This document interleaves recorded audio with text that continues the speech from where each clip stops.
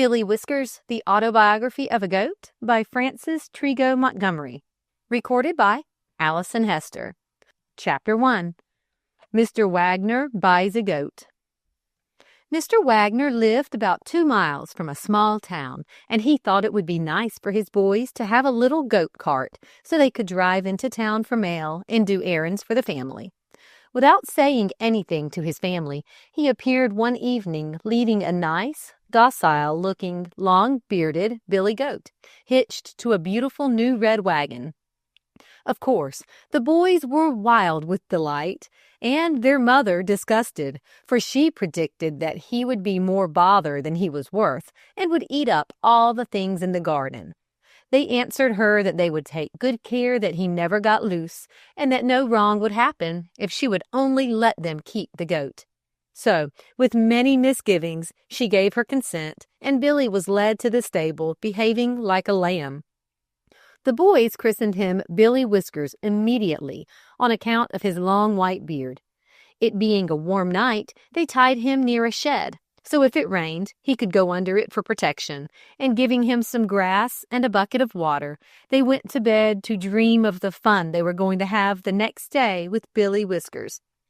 It was 5 hours later when Billy awakened from his first long sleep, and, feeling refreshed, thought he would take a look around.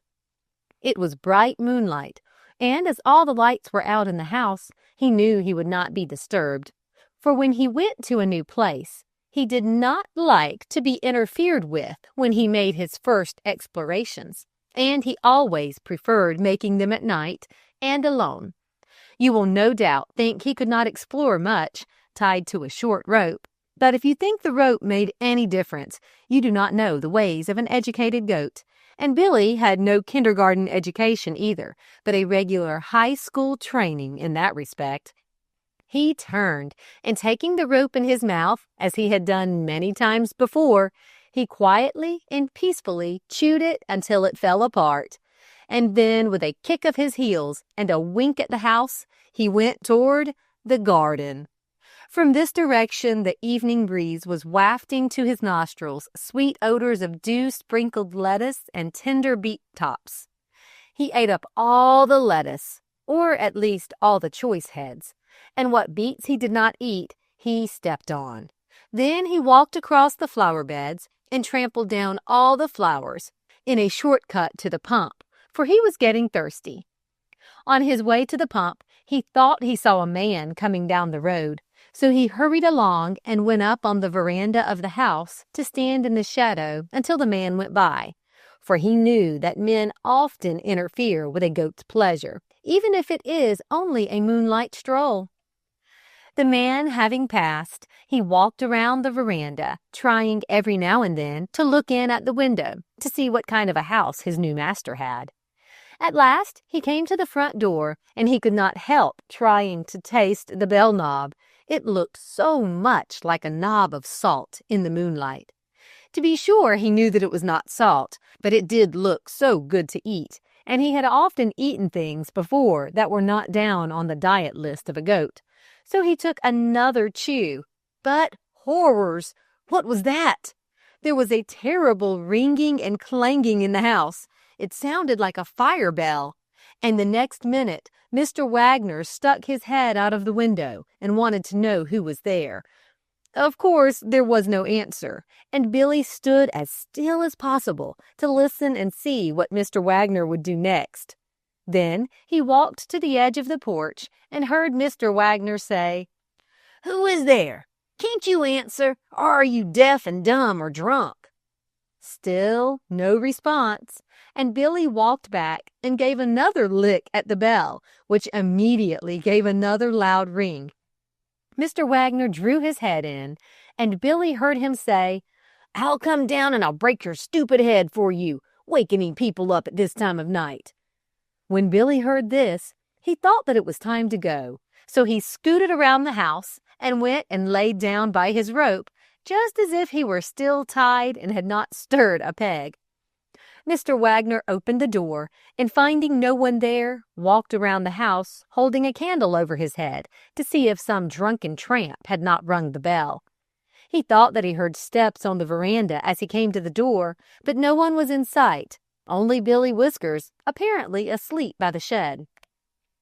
"Hello, Billy, old fella. How you getting along? Seen anyone around here lately?" But Billy only blinked and laughed in his skin to see Mr. Wagner prancing around in his nightshirt with the tallow from the candle dropping on his bald head. Mr. Wagner went in and was about to get into bed when he thought he saw in the moonlight a figure come out of the shed and go toward the house. The moon went under a cloud just at that minute and was hid from sight, so he kept still, straining his eyes to see and his ears to hear. He heard the chain rattle on the bucket at the wall. "Oh," he thought, "the tramp thinks I have gone to bed, and that he will get a drink, and then prowl around some more. Well, we will see. I will just get my shotgun and fire a shot to scare him, if he does not answer." So grabbing his gun, which always stood by the window, loaded for use, he called out again, "Who is there? Speak, or I'll shoot." As the words left his mouth, an object started on a run from the well, and Mr. Wagner fired, not stopping to see what it was, but supposing it to be a man. Just as the moon sailed from under the cloud, and there in the moonlight lay poor Billy Whiskers, stunned and nearly frightened to death with a flesh wound in his side. When Mr. Wagner saw what he had done, and that it was only the goat, he pulled down the window and went to bed, too mad to even go see if the goat was dead or not. The next morning, Billy was as lively as ever, only a little faint from loss of blood and rather subdued. The children bathed his wound with witch hazel, and after a good breakfast, he was as well as ever and ready for play or work. Of course, Mrs. Wagner said, "I told you so," several times, only varying it with, "Yes, you just wait and see. That goat will get into more trouble than he is worth. Just see if he won't." When she said this, she did not know of the midnight meal off her nice lettuce he had had in the garden. Billy did not get into much mischief during the remainder of the day, except chewing up the dish rags which were hung on the lilac bush to dry, and all the flowers off the oleander. The next day was his unlucky day, maybe because it was Friday. It happened in this way. Mr. Wagner had some extra nice strawberries, which he had taken special pains to pick and fix up, intending to send them to a friend in town. He told the boys that they could take the goat cart and drive into town with the berries and some nice lettuce for his friend and get the mail on the way back. The boys were delighted at the prospect of driving Billy in the new cart. They packed the things in nicely and, hitching Billy up, drove out of the lane in fine style on a fast trot. Everything went well until halfway to town, when Jimmy Brown sicked his dog on the goat, and then the trouble commenced. Billy Whiskers made a plunge for the dog, missed him, but gave the cart a quick jerk, which spilled the boys and the berries out in great shape, and then the scrimmage began. The boys went for Jimmy Brown, and the goat for the dog, dragging the overturned cart with him, and in 2 minutes he had sent the dog flying over the fence with his sharp horns. He then proceeded to walk quietly back to where the strawberries and lettuce were lying in the road, and commenced eating them, as if nothing had happened at all. All this time, the boys were pulling each other's hair and rolling over in the dust in a regular pitched battle. Billy, having eaten all he cared for, walked off and lay down in the shade to rest, still dragging the cart after him. He was just losing himself in sleep when he was jerked to his feet in a hurry. The cart was straightened, and before he knew what he was about, he was being driven toward home as fast as his legs could go. And from the conversation, he learned that they had taken their departure so hurriedly because they had seen Jimmy's big brother coming down the road, and they did not care to stop and fight him too. Arriving at home with dirty, bloody faces, clothes torn, and no letter of thanks from the people the berries had been sent to, the boys were afraid to go in, so they decided that the best plan would be to cry and howl and limp as if they were nearly dead to excite their mother's sympathy, so that she would be too frightened to scold them. They made the small holes larger in their clothes, rubbed a little more dirt on their faces, and squeezed a little more blood out of their scratches. And screaming at the top of their voices, they drove into the lane. The ruse was a success, for first came Kate, the cook, to see what was the matter. Then John, the hired man, and last Mother and Father, from out of the garden where they had been examining the damages which Billy had done 2 nights before. All Mother said was, "That goat has to be sold, Silas Wagner. I told you that trouble would come when you brought that long-whiskered animal home." And the next day the goat was sold. Chapter 2, Billy Whiskers Makes Trouble.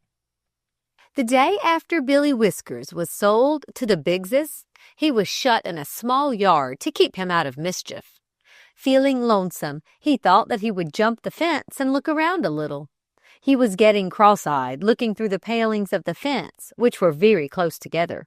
So suiting the action to the thought, he vaulted over the fence, landing in a kettle of scarlet dye that had been left there to cool. When he got out of the kettle, the fore part of him was scarlet, and the hind white, but he did not mind that. So after shaking the drops from his eyes and beard, he was as ready to explore as if nothing had happened. Seeing the kitchen door open, he went up the steps softly and looked in. He could see no one in the kitchen, and smelling some nice sweet cakes which had just been taken out of the oven and placed on the table, he walked cautiously across the floor and began to eat them. From the floor he could only reach a few, so he mounted a chair, and from that stepped onto the table. As he did so, he stepped into a large loaf cake with frosting on it. While kicking that off and licking the frosting off his feet, he caught sight of a nice red apple that one of the children had put on a small shelf for safekeeping. This he quickly packed away where moth and rust doth not corrupt. Hearing some noise, he was about to get off the table when, raising his head, he faced another goat. But this goat must have come from the infernal regions, for in all his life he had never seen such a villainous-looking fellow. Billy was no coward, so he backed off as far as the table would allow, and then butted forward as hard as he could. A crash, a bang, and the other goat was upon him, and they both rolled off the table. Where had the other goat disappeared when he had butted him, and what was this thing around his neck? A looking-glass frame, with little pieces of glass sticking in it. Backing out of the frame, Billy went in pursuit of the other goat, for he did not know that it was his own image he had butted in the kitchen looking-glass. Seeing a dark hallway, he went boldly in and walked on toward a light he saw at the other end. Arriving there, he found that the light came from a window in the parlor. He marched in, still looking for his rival, but soon forgot him in gazing at all the things in the room, especially a fancy basket of fruit under a glass cover. Now, Billy was very partial to fruit of all kinds, so he upset the marble-top table the basket was setting on and rolled all the luscious-looking fruit. He bit into a rosy-cheeked peach, but of all fruit he had ever eaten, this was the most tasteless and tough. It stuck to his teeth so he could not separate his upper jaw from his lower. Then he heard voices and someone say, "Susie, I heard a terrible crash downstairs. You had better run and see what it was. You may have left the kitchen door open, and a cat possibly came in and upset something." Then he heard Susie say, "All right, Mom." He thought that if anyone was coming down, he had better get out, so he started on a run. But the door at the end of the hall had blown shut, and the only way of escape was up the front stairs. As he reached the top, he saw Susie, who had been scrubbing the top of the back stairs, throw down her brush, preparatory to going to see what the noise was. They both caught sight of each other at the same moment, and Susie thought the long, sinister-looking, scarlet-bearded face with the horns that appeared at the top of the stairs was the devil. And with a blood-curdling scream, she threw up her hands and rolled to the foot of the stairs, upsetting the pail of suds that she had clutched when she felt herself falling. There she lay, too frightened to move, but Billy rushed on, trying to find a way out, for he commenced to feel that there would be trouble if he were found. Mrs. Biggs, hearing Susie scream, rushed to the door with her mouth full of tacks and a hammer in her hand, just in time to get butted into by Billy, which laid her flat on her back in less time than you can wink. As luck would have it, the shock made her open her mouth, and the tacks flew out, for if she had swallowed them, she would never have gotten off her back. Billy Whiskers gave her one look when he saw what he had done, and turned and fled back down the stairs and out the front door between the legs of Mr. Biggs, who was just coming in, and Billy, being a goat, and Mr. Biggs, a short, stout man, there was not much room to go through. But it was the first daylight Billy had seen, so he gave Mr. Biggs a boost as he straddled his back, which helped him to fall off over the side of the porch, where he landed in a nice, soft bed of geraniums. As Billy was a knowing goat, he decided that they would not care for him after what had happened, nor look for him if he disappeared. So seeing the front gate open, he ran out and trotted down the road, and that was the last that was heard of him. His surmises were right. The Biggses never even looked for him. Chapter 3. Billy at the Soda Fountain.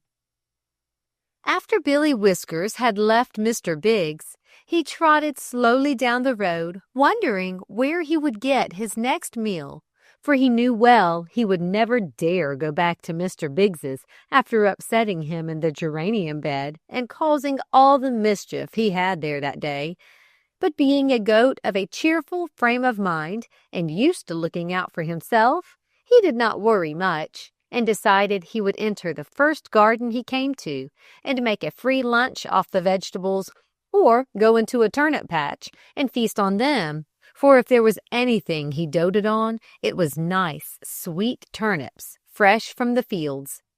He had gone some distance, and no patch or garden appearing that was not enclosed by a high barbed wire fence, he commenced to get discouraged. Feeling hungry and thirsty, he was about wishing he had behaved himself at Mr. Biggs's so he could go back, when he came to a turn in the road, and there before him stood a frame building with the door open, and over the door a large picture of a white polar bear sitting on a cake of ice, drinking a foaming glass of soda water, while in a circle round him sat little bears, each with a glass of something cool to drink. "This is just the place I have been looking for," thought Billy, "where thirsty animals can get a drink." So in he walked, much to the fright of a party of picnickers who were sitting around the little table drinking soda water and lemonade and eating ice cream. The man at the soda fountain, on seeing Billy, was so surprised that he forgot to turn off the fizz he was putting into a glass of soda he was mixing, and it foamed up and ran up his sleeve and all over everything. This caused the young people to laugh, which made the young man behind the counter mad. He picked up a bottle of ginger ale and pretended to throw it at Billy, but alas for his intentions. He raised it too high. It hit a large bottle of syrup that stood on a shelf behind him, breaking both the bottles at the same time. And instead of hurting Billy, he got a sticky bath of syrup and a shower of ginger in his own eyes. This was adding insult to injury, he thought, and this last mishap turned the laughter of the crowd into a scream of merriment which did not lessen his anger in the least. He grabbed a broom that stood nearby, and jumping over the counter, went for Billy, who all this time had been standing still, doing nothing but looking at the man and waiting for him to give him a drink of some kind. When Billy saw the man jump over the counter with the broom, he knew he was after him, but at the same time, he made up his mind that he would not leave that store until he had had a drink of something, man or no man. So when the man made a lunge at him with the broom, Billy made a quick rush at the man and planted his head in the middle of the fellow's stomach, sending him sprawling on the floor, where he landed in the midst of a shower of toothbrushes he had upset as he flew by the showcases. This catastrophe frightened the girls and boys who had been sipping soda and laughing at the man, and there was a mad scramble to get out, but Billy was too quick for them. He wheeled round and butted the tail end of one fellow's coat so hard that it sent him flying clear through the open door and out into the road, where he landed in a mud puddle. Then he turned and went for the girls, who were all huddled together against the wall, screaming and crying with fright. He walked up to them. As they saw him coming, they thought their time had come and threw up their hands to cover their eyes and screamed harder than ever. But he only took a bunch of green wax grapes off the hat of one of the girls and commenced to chew it, and he would have left them alone, but one of the boys who was with them came to their rescue and tried to drive Billy away, giving him a hard blow with a chair he had picked up. This infuriated Billy, and he gave the whole bunch of girls a butt, and then turned and went for the boy who was holding the chair high over his head ready to strike. Billy stuck his long horns into the boy's chest and laid him flat on the floor in an instant.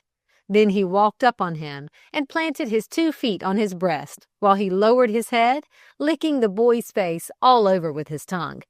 This made the boy furious, but he could do nothing, as the goat was heavy, and with his weight on his chest, he thought he would smother. By that time, the soda fountain man had recovered his breath and came at Billy again with his broom raised, ready to strike. Billy saw him coming and left the boy he was standing on and ran behind one of the tables. Then the chase began. Round and round the tables and chairs went the goat with the man after him, upsetting everything as they went, until the store looked as if a cyclone had struck it, with the foaming soda water and ice cream running all over the floor. When Billy thought he had tired the soda man out, he ran out the door and sent those that were standing there scattered like a flock of chickens. All you could see for a while were blue stockings, black stockings, white petticoats, and heels, as the girls ran screaming in all directions. Each girl thought Billy was behind her, but was too afraid to turn round to look, so kept running until she had reached a place of safety, either climbing a fence or getting behind something. And then when she turned to look, there was no Billy Goat in sight, for Mr. Billy had disappeared in a small grove behind the store. After Billy had left them, he went on through the woods until he came to a little shanty with a small clearing behind it, where cabbages, turnips, and such things were planted. And as the gate was open, he walked in and began to help himself, for he saw at a glance that everything was shut up tight and there was no one at home. After eating all he wanted, he walked up to the porch, where he saw a nice pail of water. This he drank in a twinkle, and while doing so, thought of that mean soda water man who would not even give him a drink. "But I don't care," thought Billy. "This tastes better, and I got even with him anyway." Billy looked round and saw a straw stack at the further end of the yard and a low shed, which backed up to another shed in the next yard. Billy noticed for the first time that there was another house and yard adjoining the one where he was, and from there he could hear voices saying, "Good night." Then all was still, and he walked to the straw stack and lay down in its shelter and was soon fast asleep. He had no idea how long he had been asleep when he heard a woman say in a high-pitched voice, "Rooney, I told you would leave that gate open once too many times, and someone's cow would get in and eat up all the cabbages. And now look, some cow or horse has been in here and eaten and trampled down all of our nice young cabbages and turnips. I've a mind to shake your head off, so I have." Then the same voice raised itself and called, "Tim, Tim, come here and see what mischief has been done." Billy lay still and looked in the direction from which he had heard the voice sound, and presently he saw a short, fat, red-headed boy come round the corner of the house. They went into the cabbage patch and began to replant the cabbages that he had trampled down and not eaten, when all of a sudden the woman looked in the direction of the straw stack and spied Billy. "Tim, what is that? A big white dog or what, down by the straw stack?" asked Mrs. Rooney. Tim looked and said, "No, Mother, it's a goat. Let's drive him out. He's the one that's done all the mischief." And as he spoke, he picked up a stone to throw it at Billy. "Put that stone down, and what are ye about, Tim Rooney? Don't you know a fine billy goat is a nice thing to have in the family? And it is luck he will bring us by coming to us himself. Put him in the shed, and tomorrow you can hitch him to your cart and make him haul the cabbages to market." Tim pulled up a bunch of nice fresh carrots and approached Billy. With these, he induced Billy to follow him to the shed, where he locked him in for the night. After fastening Billy in, Tim went off and left Billy to take care of himself the best he could, and he soon found a heap of straw which he curled himself upon and was in dreamland in no time. He had been asleep for several hours when he was awakened by a dog barking at the moon, and he was about going off in another nap when he thought he heard the bleating of a goat in the shed adjoining his. He pricked up his ears to listen, and sure enough, he heard it again very distinctly, and at the same time he saw a large knot-hole in the board partition that divided his shed from the adjoining one. So he got up and went to look through it to see if he could not see the goat he heard bleating. Into the next shed the moonlight was streaming, and lying on a pile of straw in the light, he saw a beautiful white Nanny goat that made his old heart palpitate with delight. He was so glad to see one of his own tribe again. Nanny lay there, unconscious of his presence, apparently bleating in her sleep. She lay so still. As she did not move, Billy concluded to awaken her, so he bleated good evening to her. He had only gotten half through his salutation when she jumped up quickly as if had been touched with an electric wire, and looking around with a frightened stare said, "Good gracious, how you frightened me! Who are you and where are you? For I see no one." "You can't see me, but I'm here all the same, at the other side of the shed, looking at you through a knothole. My name is Billy Whiskers, and I come from nowhere in particular, and I'm bound for the same place. Now tell me your name and the name of the people you're living with." "My name is Nanny O'Hara, and I live with a family of the same name, but I belong to their eldest son, Mike." "And does he treat you good, my fair friend?" asked Billy. "Oh, yes," answered Nanny, "as well as boys generally do. But he often makes me pull heavy loads and forgets to feed me and water me sometimes." "Oh, the brute," said Billy, "to make anyone as handsome as you pull heavy loads. How I wish I could help you, for I am strong and used to pulling large loads. The next time he makes you do it, just run into a tree and upset his cart, or better still, run away altogether and find someone else to live with." "Oh, Mr. Billy, I would not dare to do either. I am so timid." "Hark! Here comes someone, and we must not let them hear us talking," said Billy. "So ta-ta, I'll see you tomorrow." Sure enough, they had heard someone talking. It was Tim Rooney and his chum, Mike O'Hara, whom he was bringing to show his goat. As they unfastened the door, Billy heard Mike say, "I'll tell you, Tim, what I will do if he turns out as fine a goat as you say he is. I'll give you $1.50 for him." "So you'll give me $1.50, will ye? Well, I like that. $1.50 for the finest goat ye ever laid your eyes on. Not much. What do you take me for, an idiot? I don't want her sell, but if you'll offer adjustments enough, I may think about it, for we have no cart or harness fine enough for so handsome a goat as this one." "Well, open the door and let's see him," said Mike. Tim opened the door, and there stood Billy Whiskers in all his glory, with his most dignified expression, mixed with a little disgust, for he had not heard himself valued at $1.50, he that had been brought $20 in his day. Tim tied a rope around Billy's neck and led him out of the shed, and then the bargaining began again. "Well, since I've seen him," said Mike, "and find he's pretty large, I'll raise my bid to $2 cash." "Not on your life will I sell him for that," said Tim. "Then how does 3 strike you? Or you keep your goat, for I won't pay another cent. It costs too much to keep a big goat like that. They eat up everything on the place." This Tim knew well, and as he was short of money and a circus was coming to town the next week, he decided to let him go, but not without one last effort to get a little more out of Mike. Now Mike had a hunting knife Tim had long coveted, though it had a rusty blade and a wobbly handle, so he said, "I'll tell you what I'll do, Mike. I'll let you have 'em for $3 cash and your hunting knife with a package of cigarettes thrown in."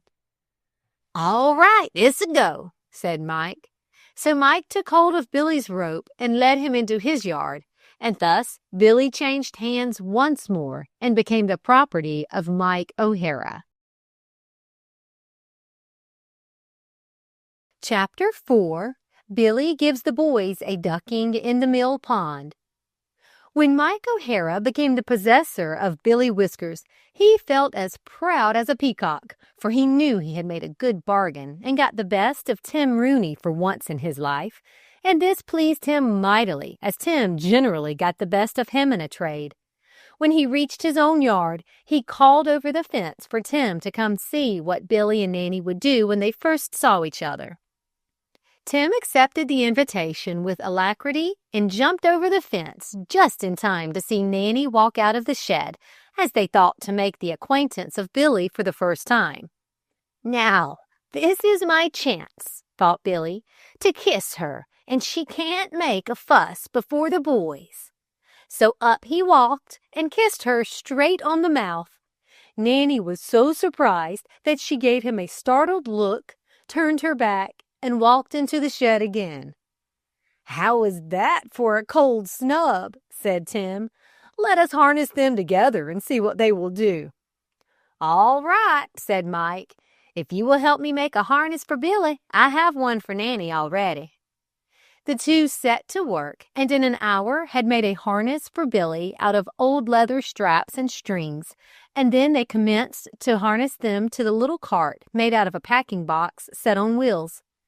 The goats bleated and squirmed, wiggled and bucked, but nothing dismayed the boys, and they kept on until the 2 goats were harnessed up tight and strong to the cart, and then the fun began. Mike jumped in and took up the reins, and Tim followed after, and out of the yard and down the road they went, sending a cloud of dust after them. From all sides went up the cry, "Look at Mike O'Hara! He has got a new goat!" And from front yard, backyard, and sand pile flocked the children to see the fun. All went well for a quarter of a mile, when Tim, tired of running on behind, jumped in with Mike. Billy felt the additional weight in a minute, and he bleated to Nanny that he would be switched if he would pull Tim Rooney, the boy who sold him so cheaply. "You will have to," said Nanny. "No, I won't," said Billy. "You just watch and see what I will do. But you must promise to do quickly what I tell you to, or I can't do it, because I am hitched up with you. So, Nanny, you will have to follow me and not pull back." "All right," said Nanny. "I will do whatever you tell me to do." "Very well. Do you see that pond ahead?" "Yes," answered Nanny. "Now, go slowly until we get within 10 feet of it. Then take a long breath and run straight into the water as far as you can go. Don't stop or turn to the right or left, no matter how hard they pull or scream. Keep right on, and we will give Mr. Tim a ducking he won't forget. I'll teach him to stay out of any cart I am pulling." They were now 10 feet from the pond, and Billy gave Nanny the signal call. and with one accord both goats put down their heads and commenced to pull and run for dear life. At first the boys thought it great fun going so fast, and neither suspected what the goats were up to until Billy gave a quick turn and into the water they went before either boy could jump out. The water was cold and deep, and both boys took hold of the reins to try to stop the goats or to make them turn around, but to no use. On they went until only the heads of the boys were seen sticking out of the water, and both goats were swimming. When they got in, Billy enjoyed the wetting he was giving the boys so much that he did not stop when he had wet their feet, but told Nanny to keep on until they were drenched to the skin. While they were swimming, Billy said to Nan, "I am tired of this. Besides, when we get to the shore, the boys will pound us for ducking them in the pond. So as soon as we get to shore, I am going to run them into a big tree and upset them. This harness is so rotten that it will break at the least strain that is put on it. And when the cart goes over, we will both give a big pull, which will break it loose from the cart. And then we must run and hide in those thick bushes I see ahead, where the boys can't find us." "Oh, Billy, I am afraid," said Nanny. "They will surely find us and whip us and shut us up without any supper." "You're a coward, Nanny. Do what I tell you, and I'll take care of you. The boys will never find us if we once get loose, and I'll show you where there is the best supper you ever tasted." And once again, Nanny fell in with his plans, and both goats began to swim for shore, pulling the cart with the two boys still in it, scolding like magpies. Once on shore, Billy turned to the left instead of the right, which was the way home, and made for a tree that was just the right size to catch the hub of the wheel and overturn the cart in great shape. The boy commenced to switch the goats for the ducking they had given them, and of course thought the whipping the cause of their rapid progress. But could they have read Billy's mind? They would have seen their mistake. For Billy knew the harder and faster he hit the tree, the more sure he was of smashing things and getting free. Smash, bang, roll, and tumble. The cart has hit the tree, and the two boys are rolling over each other in the dust, while two goats go scampering off into the thick bushes that line the road. Mike recovered himself first and started in hot pursuit of the runaways, while Tim sat on a stone and rubbed his head and nose, which was bleeding profusely. "Hurry, Nanny, hurry," Billy called as he disappeared from sight down a deep ravine. Poor Nanny was so frightened at what she had done, she could not hurry or begin to keep up with Billy, who made great leaps from rock to rock. So she ran under a thorn-apple tree and trusted to its low drooping branches to hide her. But Mike was too close on her heels. He saw the moving of the branches and knew one of the goats was hiding there. She made a futile attempt to escape, but the thorns ran into her, so that she gave up and meekly let herself be led back to the cart. "I have one of 'em," Mike called out as soon as he came in sight of Tim. "Which one?" said Tim. "Nanny," said Mike. "I'll bet ye it wasn't that old one. He's a foxy old customer, he is. And I'll bet me red shirt you'll never set your eyes on him again. Devil take me if I care if you don't, after the wetting and bloody nose he's given me," said Tim. "You hold Nanny while I go look for Billy, Tim." "All right, and good luck go with ye. But mark me words, ye never will find him when you're looking for him. Better come home with me, and if he ever comes back, he'll come back tonight to see Nanny of his own accord," said Tim. "I know the ways of goats better than ye do." But Mike did not take Tim's advice. He went to look for Billy, but in about an hour and a half he wished he hadn't, for he saw no signs of the runaway, and came back tired and footsore just in time to see Tim and Nanny disappearing over the hill on his way home. Chapter 5. Billy's Adventures in Town. Billy hid behind some rocks in the bottom of a ravine until he thought the boys had given up looking for him. Then he came out of his hiding place and snipped off the fresh young leaves from the bushes as he walked along, making up his mind what he would do next. "It is too bad," he thought, "that Nanny is such a scare cat and slow runner, for if she had only kept up with me, she would be free now and we could have a good time here. There are lots of young shoots and juicy leaves for us to eat and plenty of water in the creek to drink. Now I must go back and see what has become of her. I expect I will be caught and pounded by the boys, but I told her I would take care of her, and as I never break my word, I must go and see what I can do." He climbed a high hill where he could get a good view of the road, and there he saw Tim leading Nanny into Mike's yard, and a mile behind he saw Mike walking slowly along. "Ho, ho," said Billy. "They have caught Nan, so there is no use in my trying to get her away now. I will just wait until dark and then go back and butt the shed down and get her out, and then we can run away together before they can catch us." Turning and looking in the opposite direction, he saw lying in the valley beneath him a city, and he immediately made up his mind to visit it, for it had been a long while since he had been in a large town. Down the hill he started on a run, loosening stones and pebbles as he went, which rolled after him, sending up a cloud of dust. At the bottom, he struck the main road that led to town, and keeping up his fast gait, he was soon within its suburbs. The first thing he came to was a flower and a fruit stand, the owner of which, a greasy, black-looking Italian, was talking to a fat, blue-coated policeman. Both stood with their backs turned to the fruit stand.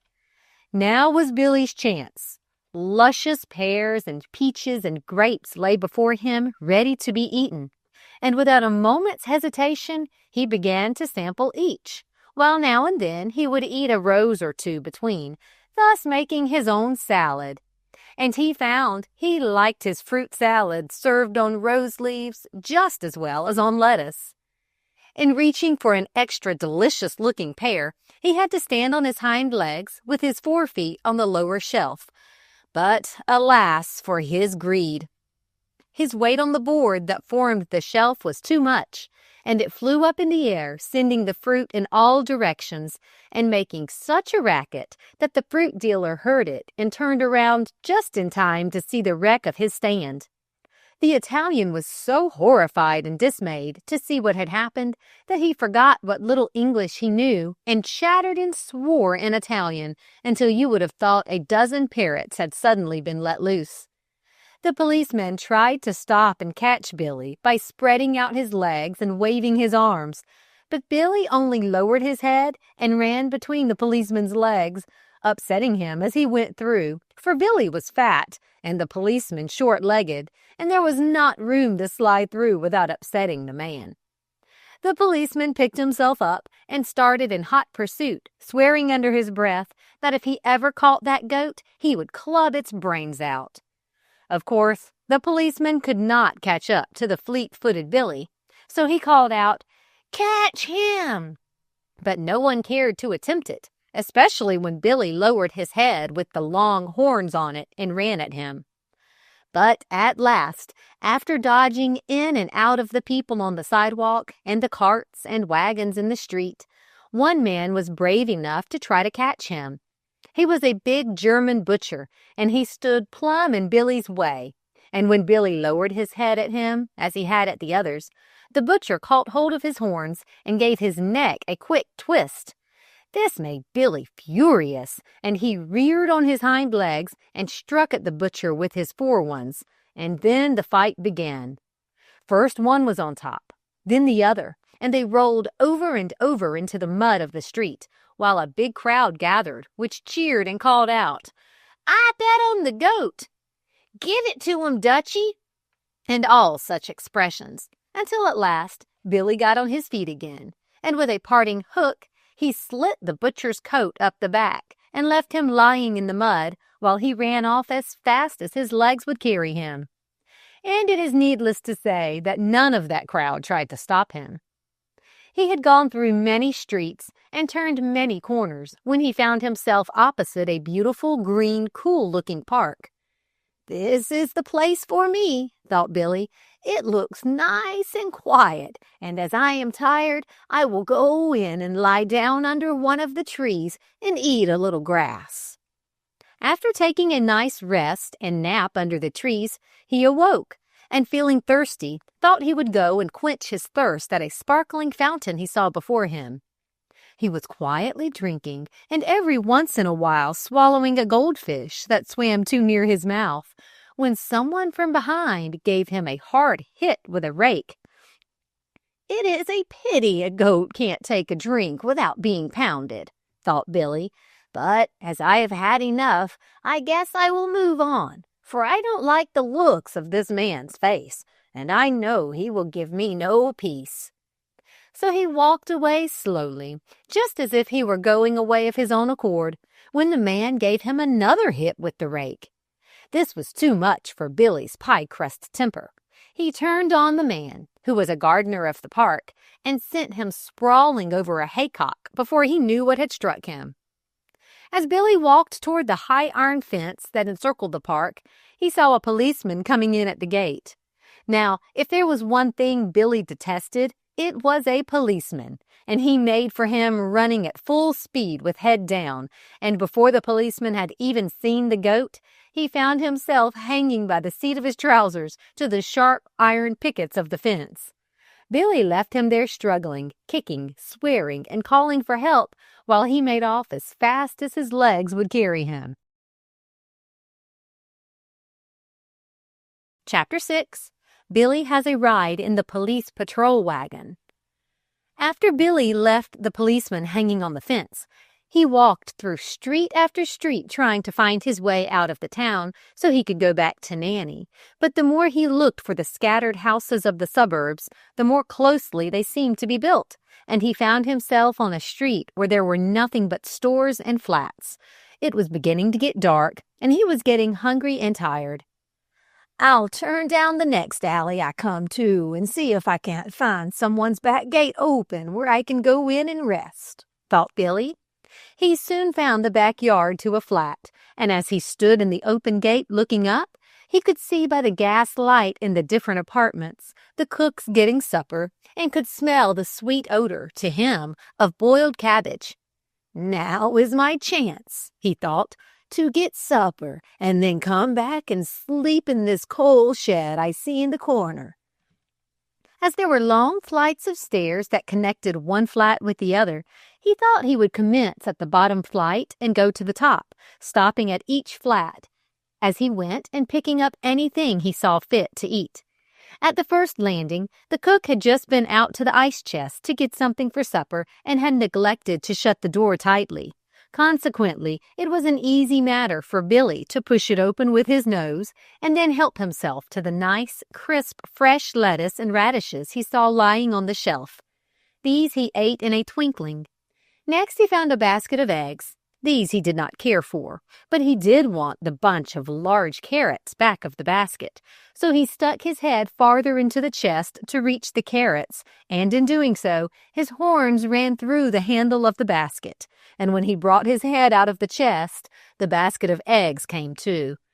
It slipped down until it hit his forehead, and then it turned over, spilling the eggs on the floor and making a terrible mess.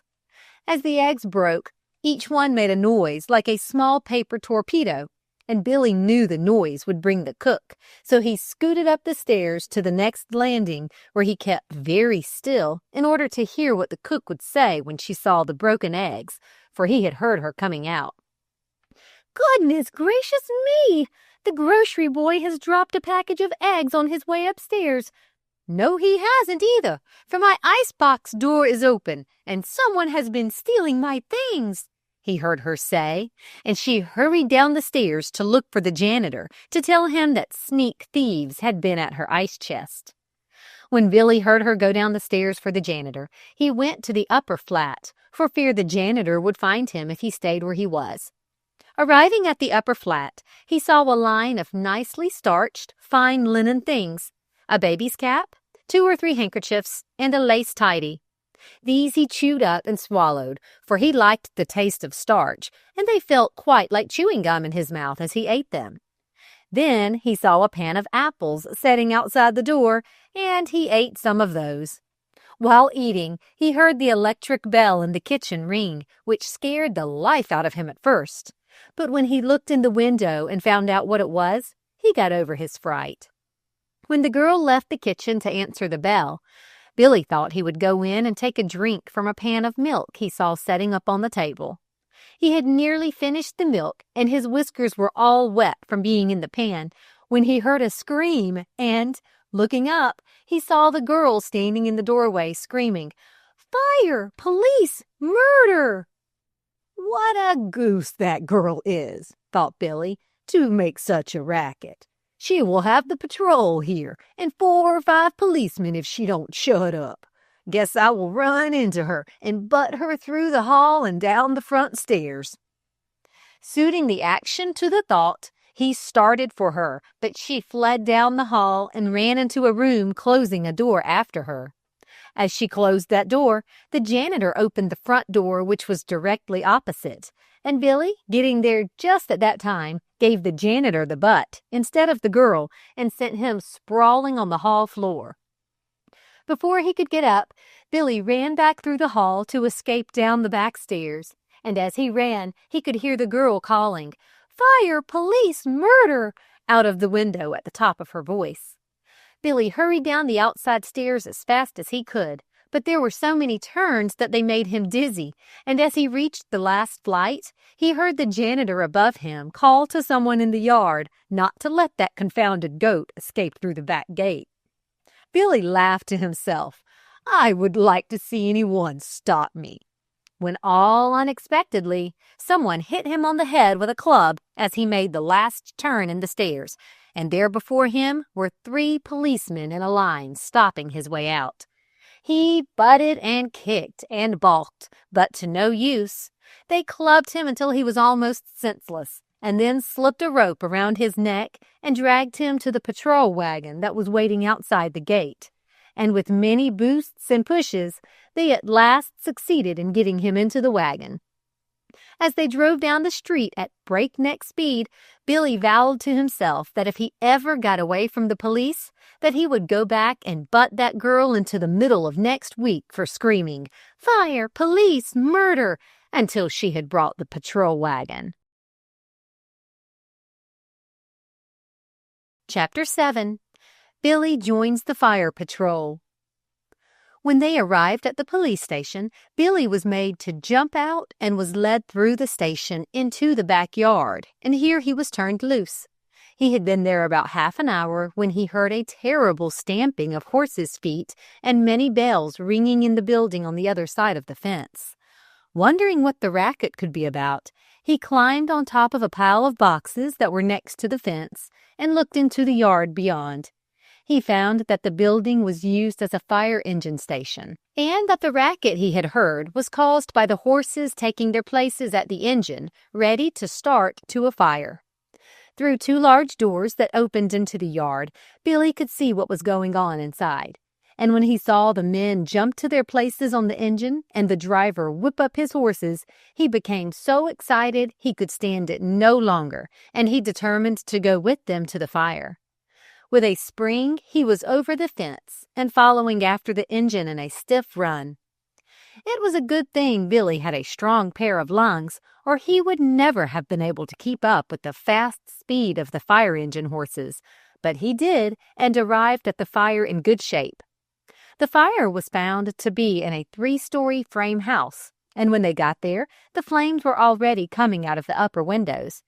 But the strangest thing about the fire was that the inhabitants of the house, if there were any, seemed to be in utter oblivion that their house was on fire, for not a person was in sight about the place, and all the doors and windows were securely locked. 2 men ran up the steps with axes, while 2 followed, dragging the hose after them. The men with the axes had given 1 knock to the door when Billy saw what they were up to, and as he had often used his head as a battering ram, he ran up the steps, and before the men knew he was there, he gave the door a mighty butt with his head, which made it crash in, and the men and goat fell through the opening. This tickled the crowd who had gathered to see the fire, and they called out, "Bravo for the goat!"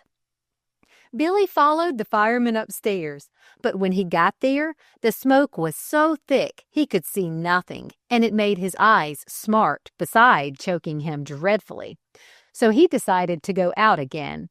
He turned to find the head of the stairs he had come up, but instead of discovering them, he ran into the wall, and the more he tried to find his way out, the more confused he became. He fell over something, and when he regained his feet, after having nearly gone head over heels into a box, as he thought, but which was a baby's cradle, he felt something heavy hanging to his horns. At the same time, he heard a baby cry. "Poor little thing," thought Billy. "Everyone has gone out of the house and left the baby asleep, and now it is going to be burned to death. Wish I knew where it was. It sounds near, but I can't see for this smoke." Just then, a little bare foot slipped down over Billy's eyes, and then he knew the heavy thing hanging onto his horns was the baby. As soon as he found this out, he tried harder than ever to find the stairs, and presently he found them, and with the baby's clothes still twisted around his horns, he ran down and out into the street, just in time to meet the baby's nurse coming from the drugstore around the corner. She was wild with joy when she saw the baby and rushed up to Billy to unfasten the baby's clothes from his horns. The child was unhurt, and a crowd soon gathered around Billy to pet and praise him for saving the baby's life. Billy stayed there until the fire was put out and watched the hose being rolled up while the firemen that were doing it talked to him all the time. When the hose was all on the cart and the firemen stepped up on the little step that is at the back to ride home, Billy walked over and stepped up also, but he had to stand on his hind legs with his 4 feet on the coil of the hose in front of him. One fireman thought this was a very clever thing for a goat to do, so he put his arm around his neck and said, "All right, old fellow, you shall ride home with me, but take care, for we are going to start and the road is rough, and you may fall off." And in this way, Billy rode back to the fire station, causing many smiles from the people they passed. As they drove into the station, one of the policemen who was standing outside their station called out, "Where did you get that goat?" Billy's friend called back, "I don't know where he came from. All I know is that he followed us to the fire, where he made himself useful by saving a life." "Well, we have his brother in our backyard.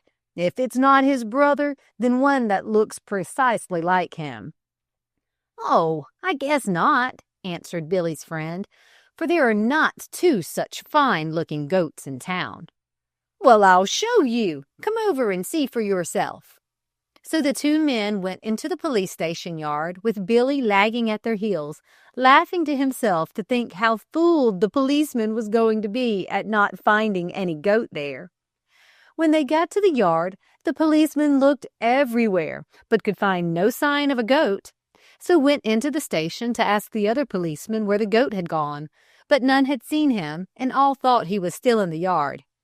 "Well, that must be my goat then," said the policeman.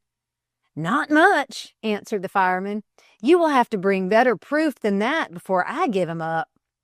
"Well, I don't want him anyway," said the policeman, "and you will be glad to get rid of him yourself in a day or 2, for he is the most troublesome goat you ever heard of. You should hear of the mischief he got into at the flat we took him from." "Very well," said the fireman. "I'll stand all the trouble he will cause." And with that, he led Billy out of the yard, into their backyard, and gave him a nice place to sleep, a big dinner, and a bucket of water, all of which Billy was thankful for, as he was both hungry and thirsty after his trip to the fire. After his first ride on the hose cart, Billy liked it so much that every time the cart went out, Billy went too and rode, as he had before, with his hind legs on the step and his 4 feet on the coil of the hose in front of him. and the fireman always steadied him with his arm. And soon this fire company was known as the White Goat Company, with Billy as its mascot.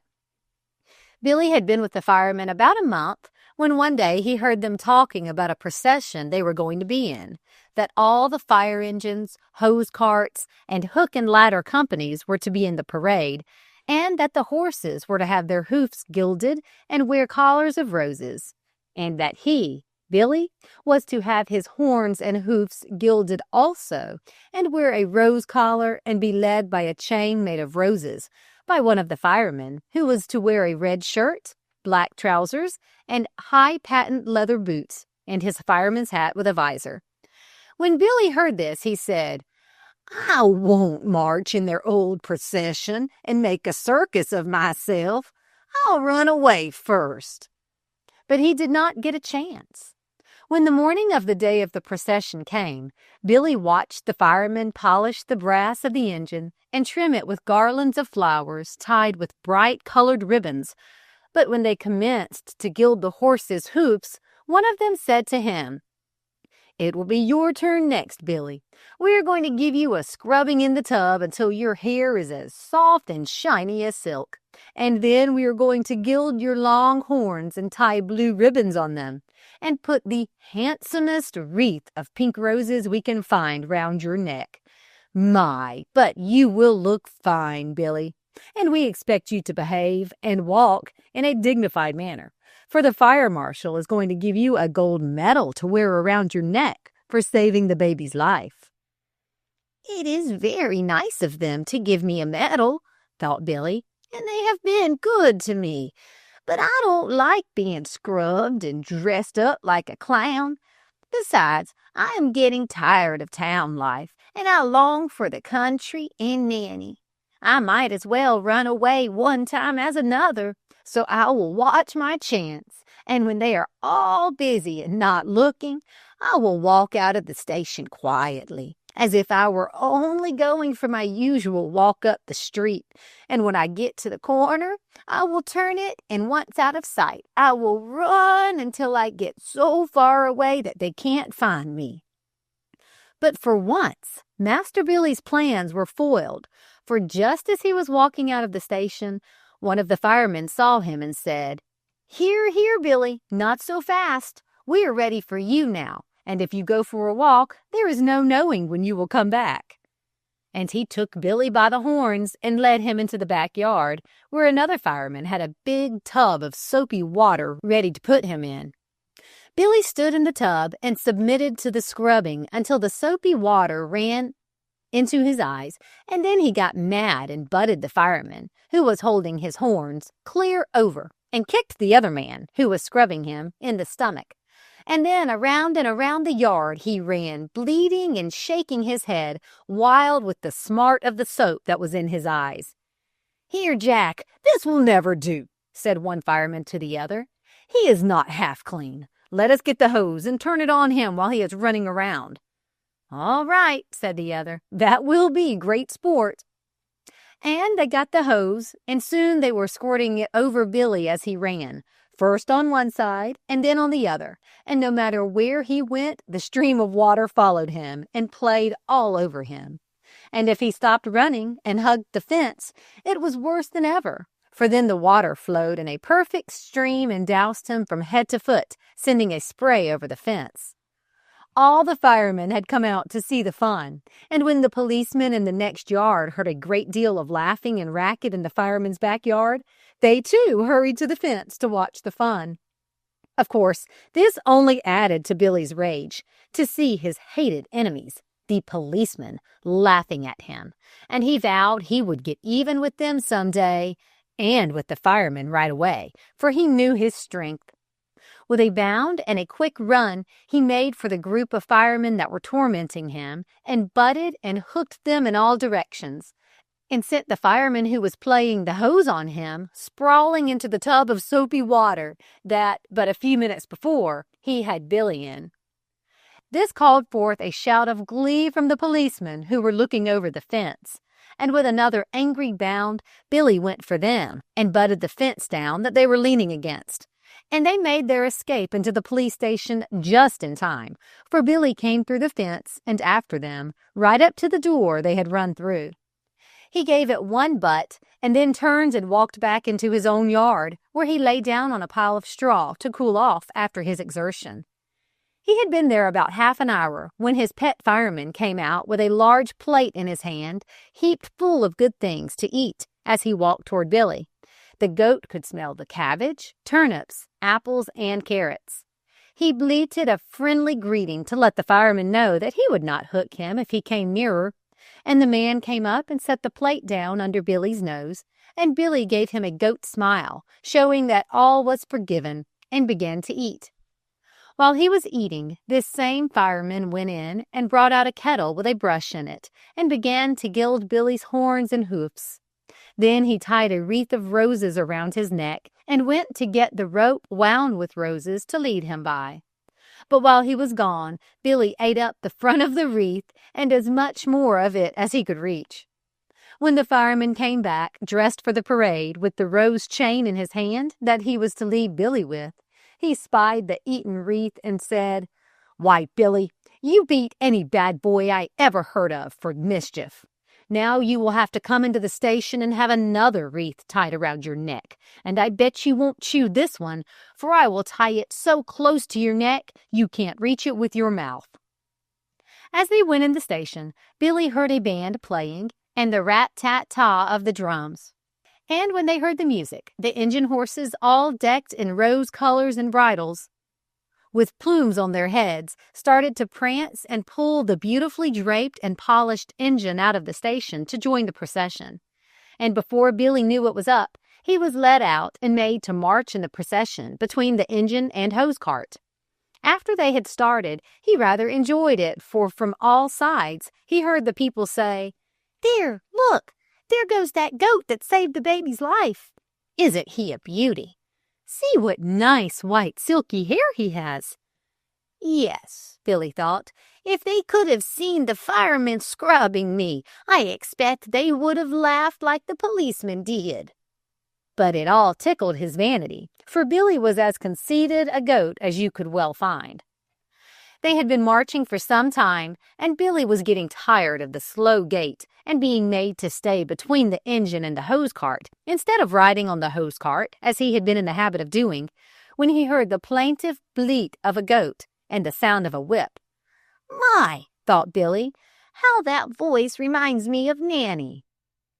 Just then, a little cart with a can of milk in it, drawn by a goat, came in sight around the corner. And who should be pulling it but Nanny, with the big, clumsy Mike Rooney cracking the whip at her and every once in a while giving her a stinging cut, which had caused Nanny to cry out, as Billy had heard. Mike had just given Nanny another and an extra hard cut with the whip, when Billy recognized Nanny, and with a bound he was at her side, leaving the fireman behind him and upsetting Mike in his mad haste to get to Nanny. When Mike regained his feet, he came at Billy with the butt of his whip raised to strike him. But before he did so, he recognized Billy as his long-lost goat, and he was going to make up with him and hitch him to the cart to help Nanny draw it, when Billy made a plunge at him and sent him sprawling into the street. Then he butted the cart over and spilled the milk and told Nanny to turn around and run toward home, and he would keep Mike off. Nanny did as she was told, and soon the harness broke and let her loose from the overturned cart. By this time, Mike was on his feet again, furious and mad enough at Billy to kill him had he caught him. But with a kick of his heels in the air, Billy and Nanny had left him and were running away as fast as they could, while the firemen and the crowd stood still and watched. Mike ran until he was all out of breath, and in turning a corner sharply, he ran into another boy coming in the opposite direction.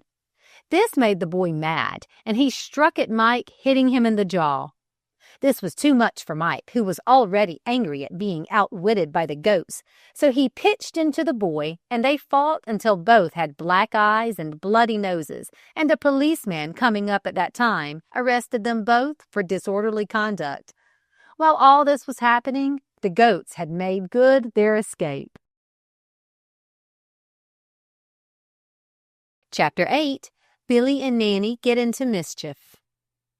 When next we see Billy, he and Nanny are lying peacefully in the moonlight, fast asleep. After running away from Mike, Nanny showed Billy the way into the country, for she knew the road well, as she had had to draw a can of milk to town every morning. When they were once out of town, Billy said, "Now, Nanny, we must find a nice meadow somewhere in which we can get some grass to eat and water to drink, and then you must tell me all that has happened since I last saw you.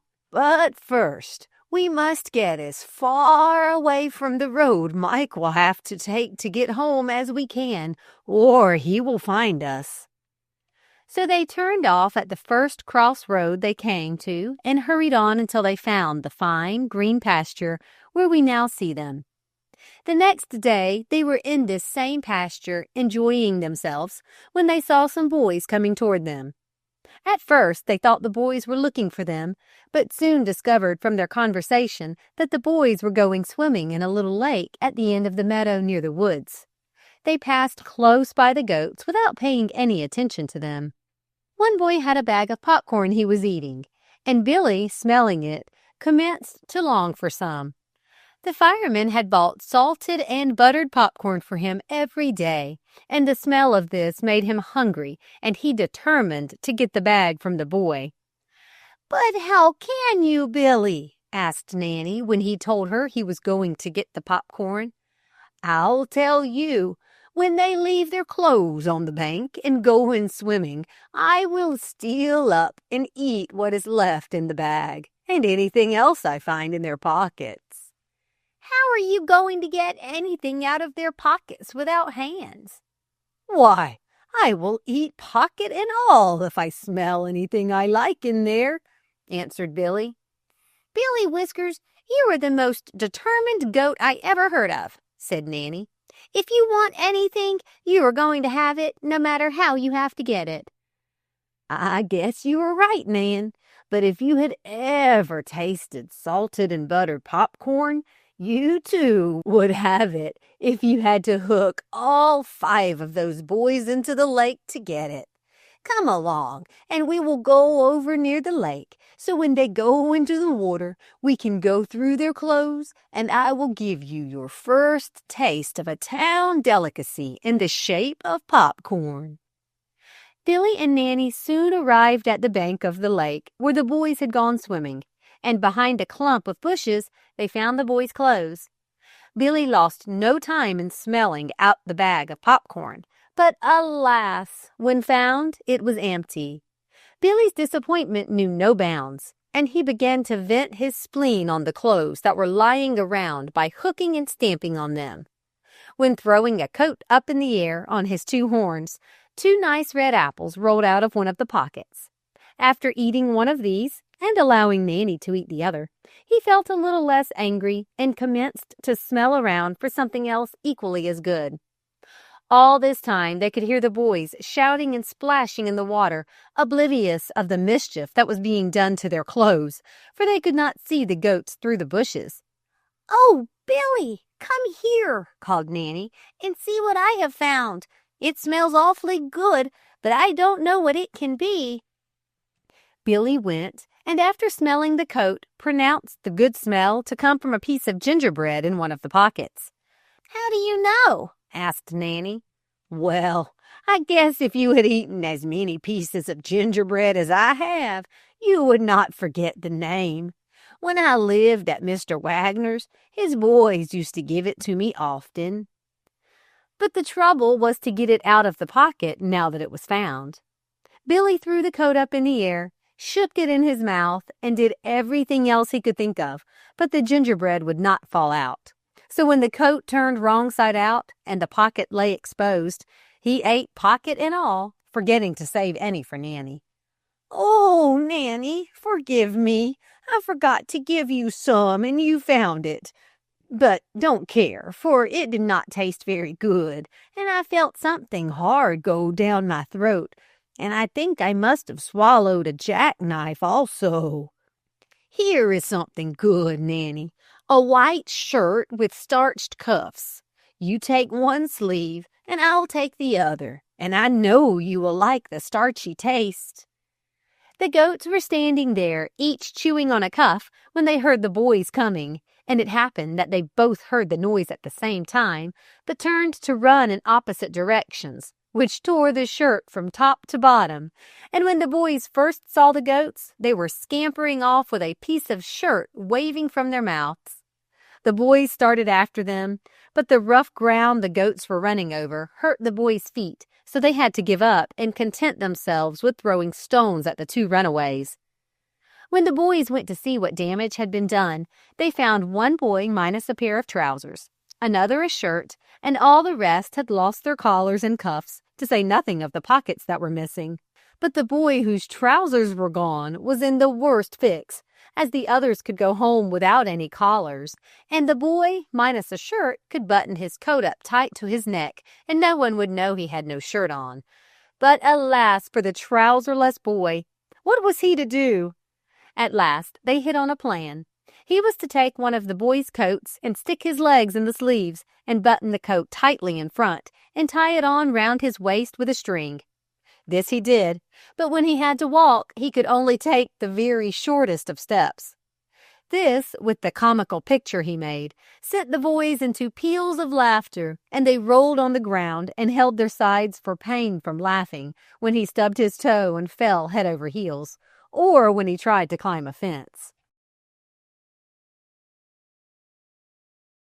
Chapter 9.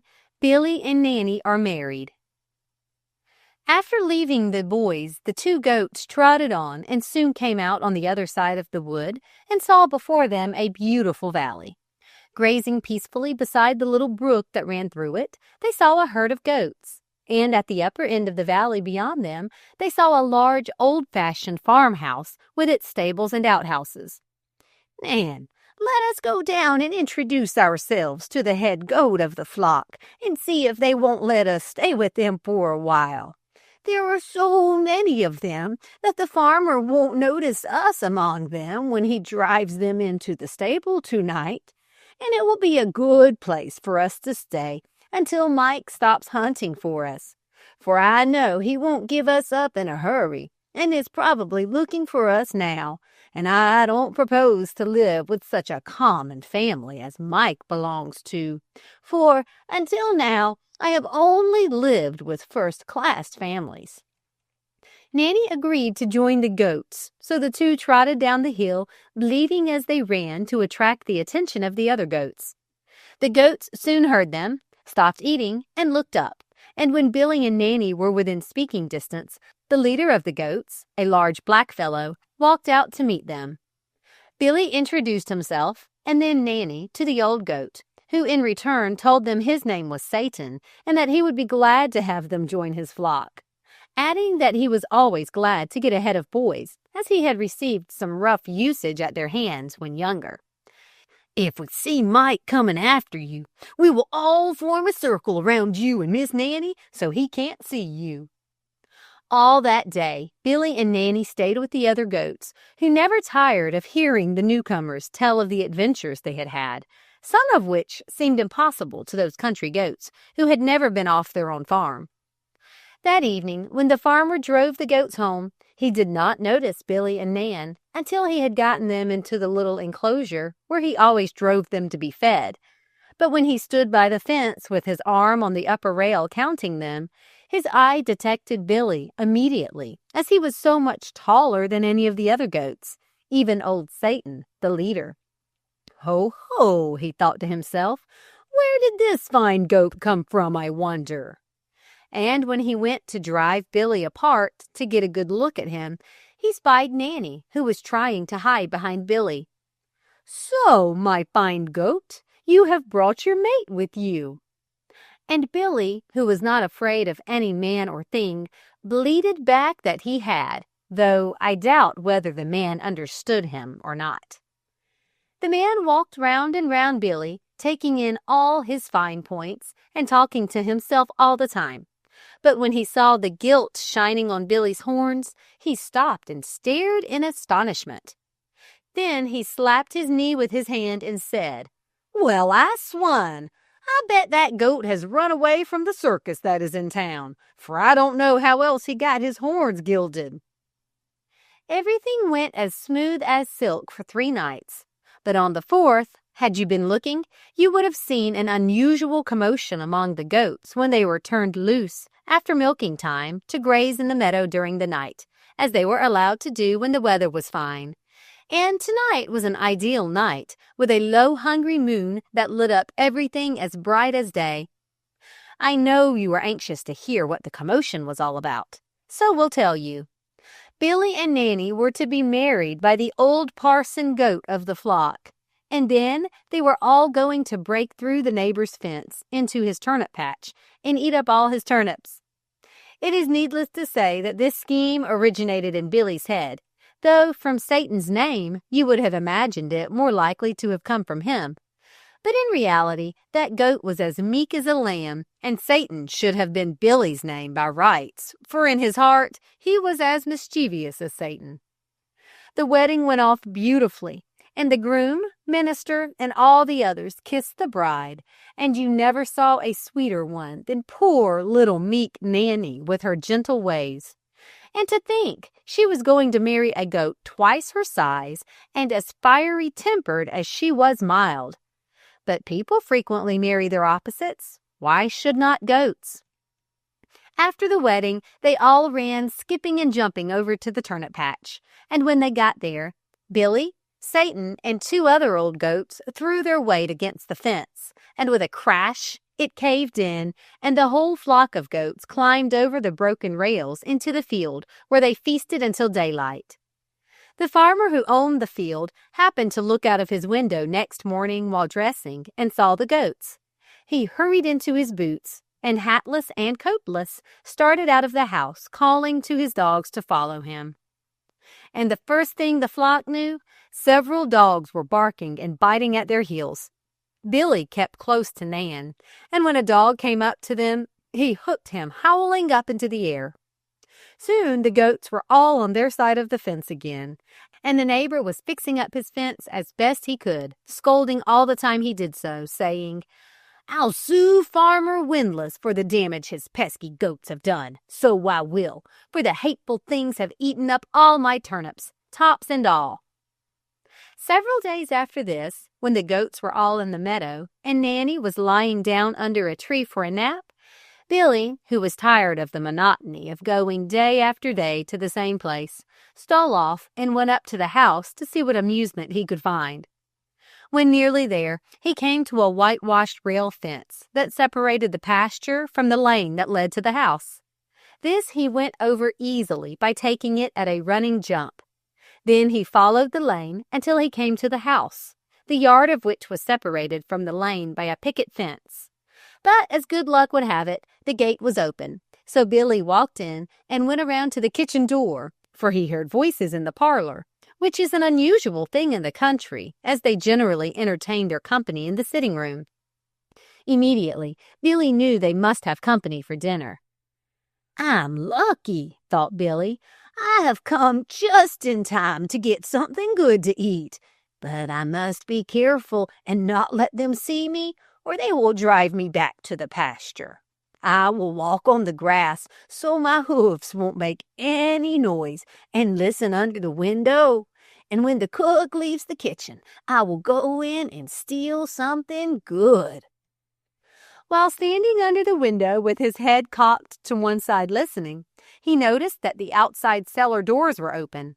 He started to go down cellar and see what he could find, for he knew they would put all their good things in the cellar until time to bring them up to the table. Tiptoeing his way along, he sneaked down the cellar stairs, and there before him on a table were 12 plates of salad, all garnished and ready to be served. The salad was delicious as it was cool and crisp, and made of chicken served on young lettuce leaves garnished with radishes. It was so palatable that he ate it all up, even licking the plates. He had never been told it was bad manners to lick your plate. Then he saw a floating island pudding with the whites of eggs heaped up high and dotted with candied cherries floating on the custard underneath. He ate part of this, getting his head covered with eggs. Next, he spied several cakes covered with icing, which he licked off. Next, he saw an ice cream freezer. Now, he had never seen an ice cream freezer before, so he thought it must contain something good if he could only get the top off to see what was inside. In trying to get it off, he upset the whole thing, and as the ice rattled out on the floor, making a terrible noise, he left everything and ran for the cellar door just in time to escape the cook, who had heard the noise and had come down the inside stairs to see what was the matter. Billy ran around the house, and seeing the front door open and no one around, as they were all in the dining room, he went in and upstairs. Here he nosed around, smelling things and upsetting things generally, when he came to the bed where the ladies had laid their wraps. On one of the hats he saw a bunch of green leaves. Of course, he thought them real until he tried to eat them, and the wire stems were in his mouth. Then he tried to eat a beautiful red rose on another hat with no better success, so he left them and was just leaving the room when he saw another goat coming in. He stopped to look at the goat, and the other goat stopped to look back. Then he lowered his horns and shook his head, which the other goat did also. Now it made Billy mad to have a goat mock everything he did, so he bleated for him to stop immediately, or he would hook him down the front stair. The other goat opened his mouth to bleat, but no sound came from it, and Billy stared at the newcomer harder than ever, but the stranger goat only stared back. Then Billy bleated, "You get out of here in double quick time, or I will have a fight with you." The goat opened its mouth as before, but no sound came from it, and continued to stand in Billy's way and stare right in his face. This was too much for Billy. He had given him warning to get out of the way, and he would not. So now he was going to make him, and he went for the goat, intending to butt him out of the door. But instead of his head feeling the soft side of the goat, he hit something hard, which broke in 1,000 pieces, cutting his head and making the blood flow down his face. When this happened, Billy knew he had been fooled and had butted his own image in a mirror, and there had been no goat there. The crash brought the ladies from the dining room, headed by Mrs. Windlass, but when they got to the foot of the stairs to come up, they saw a large white goat standing at the top, with blood flowing down his whiskers. The sight of the blood, as much as the goat, made one lady faint, and all the others ran in different directions, while Billy scampered down and out of the house. He was making for the pasture again, and as fast as he could, when he met a big turkey cock, which spread his tail and swelled himself out, intending to keep Billy from passing. But when Billy came up to him, he quietly hooked him on top of the shed, where he left him with all the pride knocked out of him and his feathers drooping. Billy kept right on and was soon in the pasture. When Nanny saw her Billy all bloody, she commenced to cry and wanted to know who had shot him. Billy told her he had not been shot, that he had only cut his head a little on a piece of broken glass. This explanation satisfied Nanny, and she asked no questions. Naturally, Billy did not explain how he had hooked his own image. Billy walked over to the little stream that flowed through the pasture and let the water run over his head and face, and soon all trace of blood was washed away. And when the farmer looked them over that night to find the goat with the bloody face that his wife had told him had done all the mischief, he could find none. So he took it for granted that some stray goat had come in and done all the damage. And once again, Billy got off without being punished for his misdeeds. Chapter 10. Billy as a Performer in the Circus. One day, when all the goats were grazing in the pasture, Billy looked up and saw coming toward them the farmer and a large fat man. "What can they want?" thought Billy. "I guess I will walk out and meet them and hear what they are talking about." As he came within hearing distance, he heard the farmer say, "Here he comes now, the one I was telling you about, and I don't think you will have any trouble in teaching him anything you want to, for he seems very smart and not afraid of Old Nick himself." "That is good," said the circus man, "for a timid goat is no good in a circus, where they have to be with all the other animals." "So," thought Billy, "this is a man from the circus up in town, and he is thinking of buying me and making me perform in his circus. Well, I guess not." And he kicked up his heels in their faces and skipped off to the other side of the stream where they could not get him. "It takes 3 to make a bargain when there is a goat in the case," said Billy to himself, "and I will give them a good chase if they try to catch me. And should they catch me, I pity the men and animals at the circus when I get there, for I shall use my sharp horns to advantage and split a hole in their old tent and come back to Nanny. Now they are looking at Satan. Maybe the man will buy him. No, I'm afraid he won't, for he is shaking his head and pointing at me, and here they come. The farmer is holding out his hand as if he had something in it for me to eat. Oh, no, Mr. Farmer, I am too old a goat to be caught with chaff. However, I will stand still on this side of the stream and see what they will do." And there Billy stood with his head raised, waiting for them. And he made as fine a picture of a goat as you ever saw, standing on a little green knoll with the silvery stream running at his feet. The circus man was delighted with him, for he was almost twice the size of any other goat he had ever seen, and he thought how fine he would look dressed up as a professor with his long silky beard. By this time, the men were directly opposite Billy, and he noticed that the circus man kept his hands behind him all the time. But presently, he drew them forward, and in one hand he held a rope with a long loop in it. "So-ho," thought Billy, "he expects to tie that rope around my neck, does he? Well, let him cross the stream and catch me first."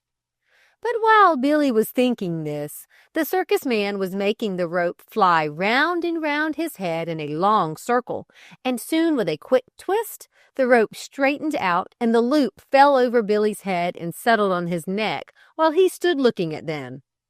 Billy was the most surprised goat you ever saw, for it was the first time he had ever seen a lasso thrown, and had he only known it, the circus man had been a cowboy in his younger days and lassoed many head of cattle.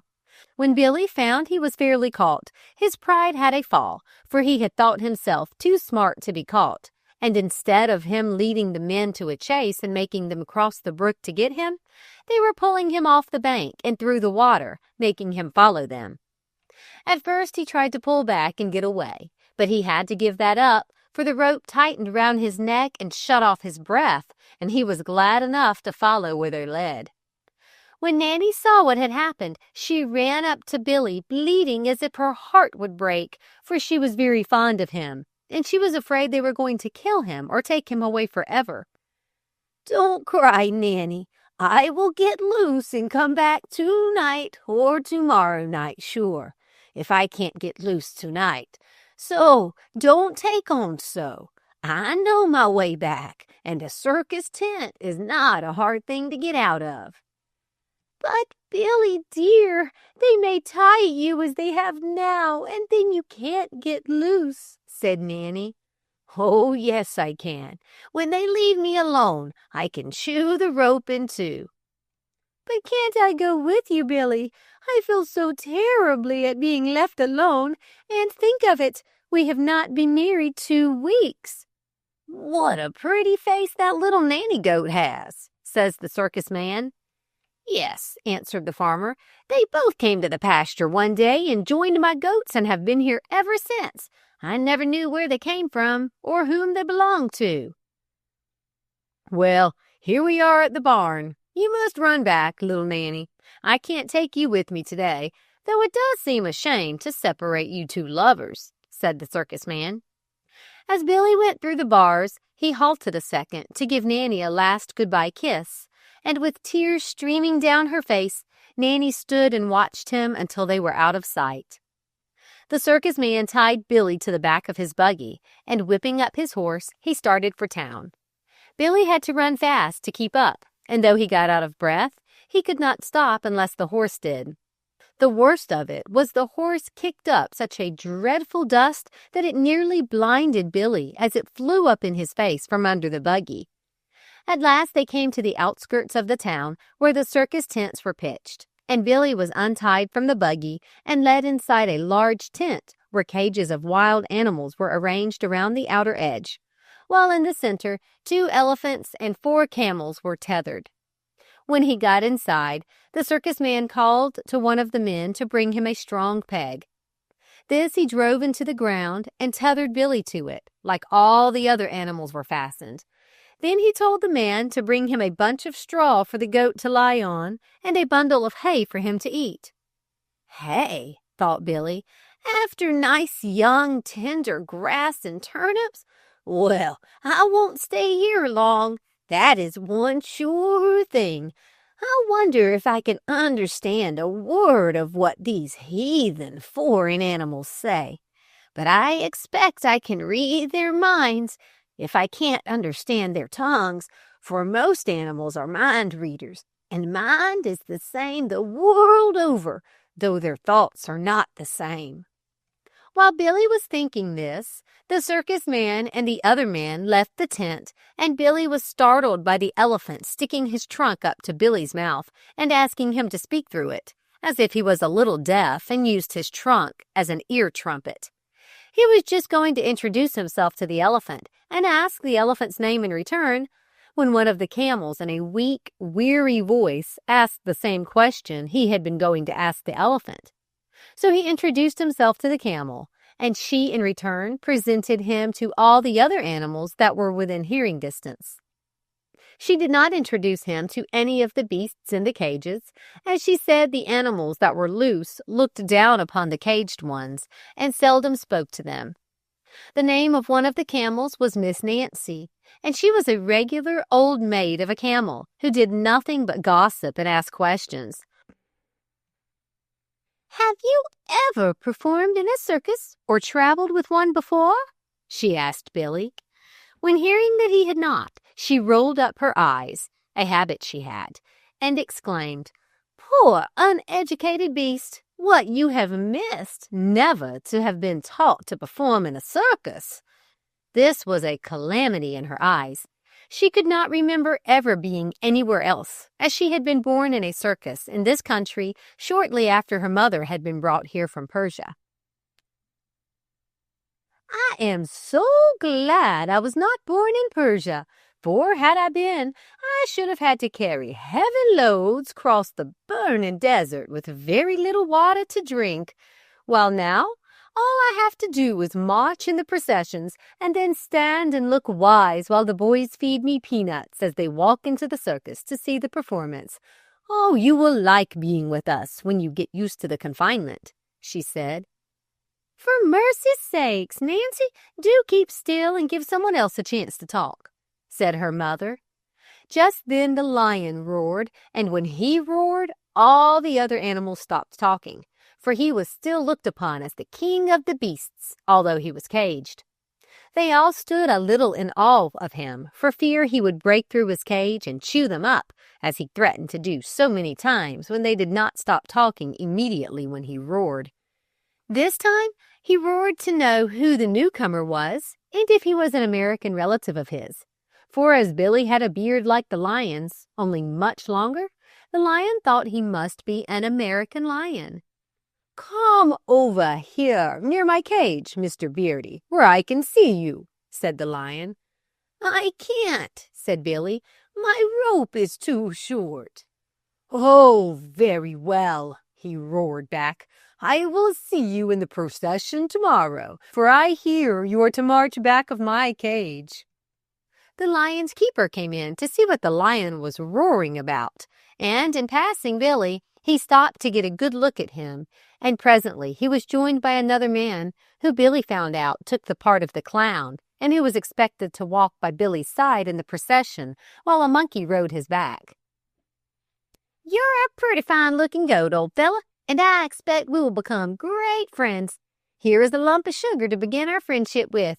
Or do you prefer tobacco?" said the clown. "He seems like a nice man," thought Billy, but I never thought to see the day when I would march in a procession with a monkey on my back and a clown at my side, and I don't know whether I will allow him to ride or not, but I guess I will behave for a while and see what life is like under a circus tent. The next day dawned bright and fair, and there was great commotion throughout the circus, getting ready for the 11 o'clock procession that was to march through the streets. Early in the morning, Billy was led into the sawdust ring, and a peculiar saddle like a little platform was strapped to his back. This the monkey was to dance on, dressed as a ballet girl, with yellow spangled skirts, a satin bodice, and a blue cap with a feather in it on his head. When Billy first saw the monkey in this dress walking on his hind legs toward him to get on his back, he had a good mind to toss him up to the top of the tent. He felt so disgusted. But his curiosity got the better of him, and he decided to wait and see what they expected him to do next. He soon found out. They wanted him to trot around the ring and not jump when the ringmaster cracked his long-lashed whip at him, while the monkey danced on his back and jumped through paper rings as the lady circus riders do. "This is very easy," thought Billy. "I don't mind this in the least, only I don't want to go around too many times one way, for it makes me dizzy." "That will do for this morning, Billy. You are a good goat," said the man. Just then the monkey jumped off Billy's back, and as he ran past him, he gave Billy's beard a pull.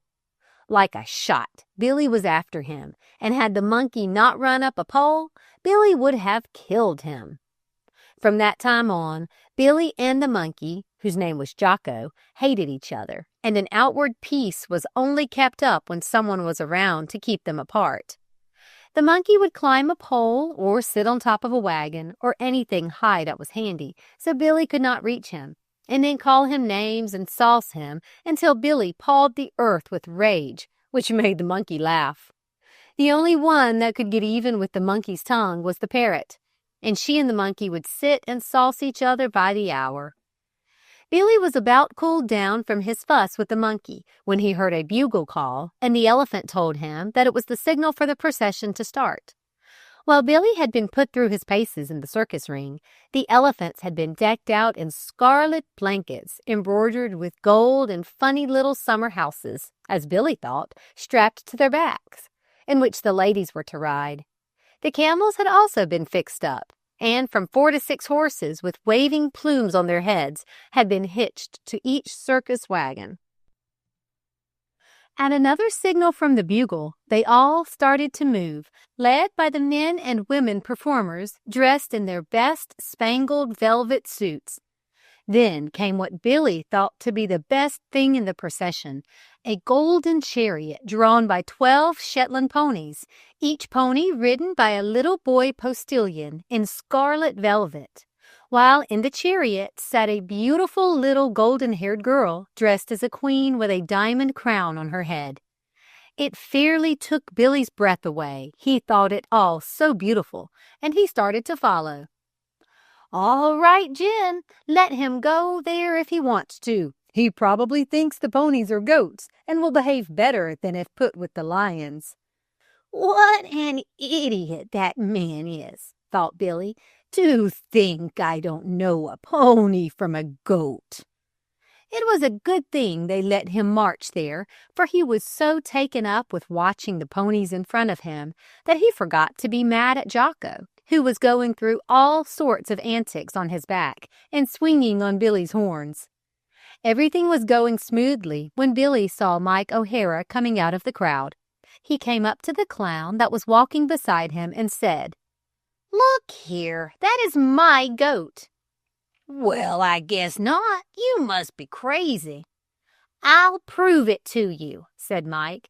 "Do you see that black spot on his forehead, and that he has one black hoof and all the others are white?" "That don't prove anything," said the clown.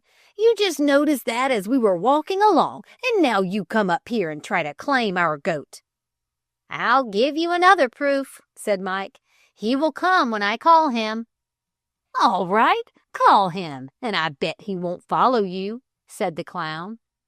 Mike held out his hand and called him by name, but Billy did not turn an inch, though he knew he belonged to Mike. He did not propose to go with him and be made to pull milk carts. He preferred to stay where he was, as he liked the excitement of a circus life. When Billy did not go to Mike, it made the clown laugh, and he said, "Ha!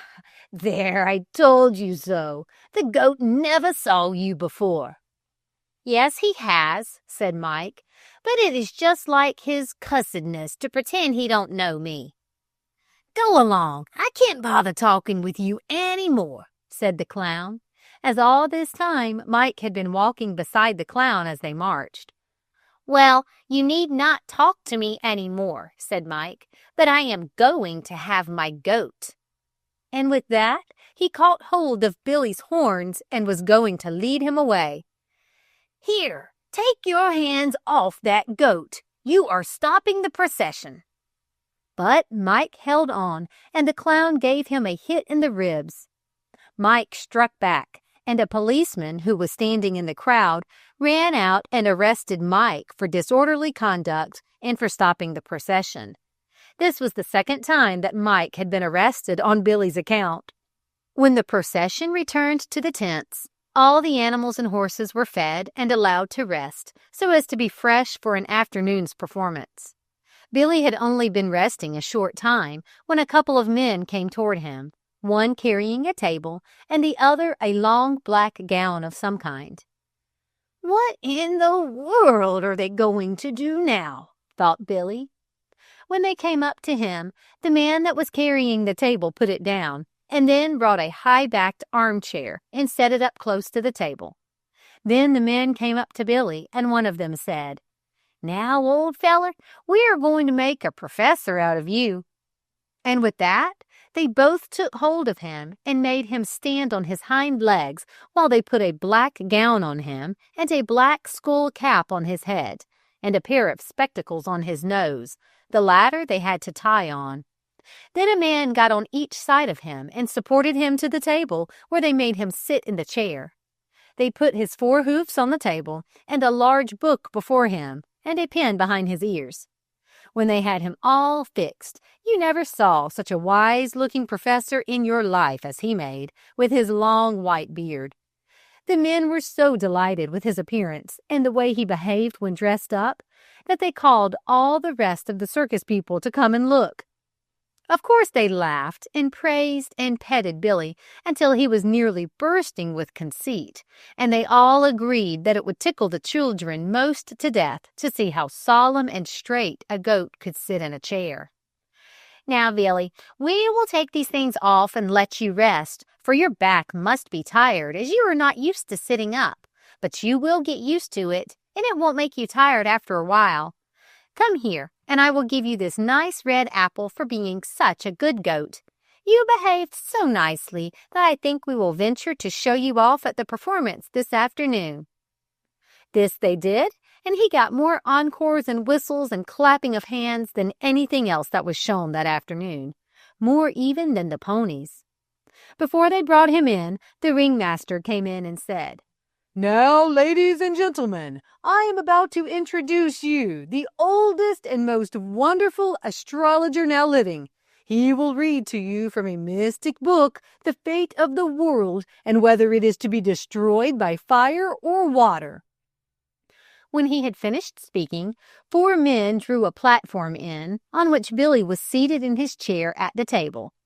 But the strangest part of it all was that when everything was still and the crowd were all watching him, he commenced to read and turn the pages of the book, and he spoke so plainly that everyone could understand and hear. This surely was wonderful, and the children could not make up their minds whether it was a man with goat's horns, for his long horns stuck out through 2 holes on either side of his cap, or a goat with a man's voice. And when the ringmaster told the children that the professor had just dropped from the sign of the zodiac, called Capricorn, which is represented in the almanacs by a goat, they thought he must be telling the truth. He did not tell them that hidden under the platform was a man that did the talking, and when the leaves of the book were turned, that he was pulling a string which made them turn over. But everyone thought the goat was doing it himself. After the performance was over, all the children, as they passed, fed Billy peanuts, candy, popcorn, and apples as he stood by the elephant. Billy behaved like a lamb for days and gone through all his performances without a hitch. In fact, he had become the pet of the circus and allowed to roam about at will and was never tied, not even at night. So this night, after all had settled down and gone to bed, Billy, feeling wakeful, thought he would move around a little and take a peep into the other tents. First, he stuck his nose into a little tent where they sold popcorn, peanuts, lemonade, etc. during the performances. "Now is my chance," thought Billy, "to eat all the popcorn I want, for I never have gotten enough to satisfy me at any one time. But how can I get it out of that glass case? It looks so easy to get at and smells so good. I must have some, even if I have to break the glass to get it." He stood licking the glass for a little while. Then his greed getting the better of him, he backed off and gave the glass a quick, hard knock with his horns. It broke and flew in all directions and let the popcorn roll out in a perfect stream. Billy stopped to listen a minute to see if the noise of the breaking glass had brought anyone to see what was the matter. And when no one came, he commenced to eat the salted and buttered corn, and he ate until, for once in his life, he could say he had had enough. But oh my, what a thirst it had given him, and he did not know where to get a drink unless he went and stole it out of the elephant's tub of water. But he did not like to go there, as the elephant's keeper slept near his charge, and he might catch him and tie him up. Billy was just leaving the tent when he ran into a large tin water cooler. It took but a minute to push the top off with his nose, and then he began to drink. But what was the matter with the water? It had turned sour and had round pieces of yellow sour stuff floating in it. It was his first taste of lemonade.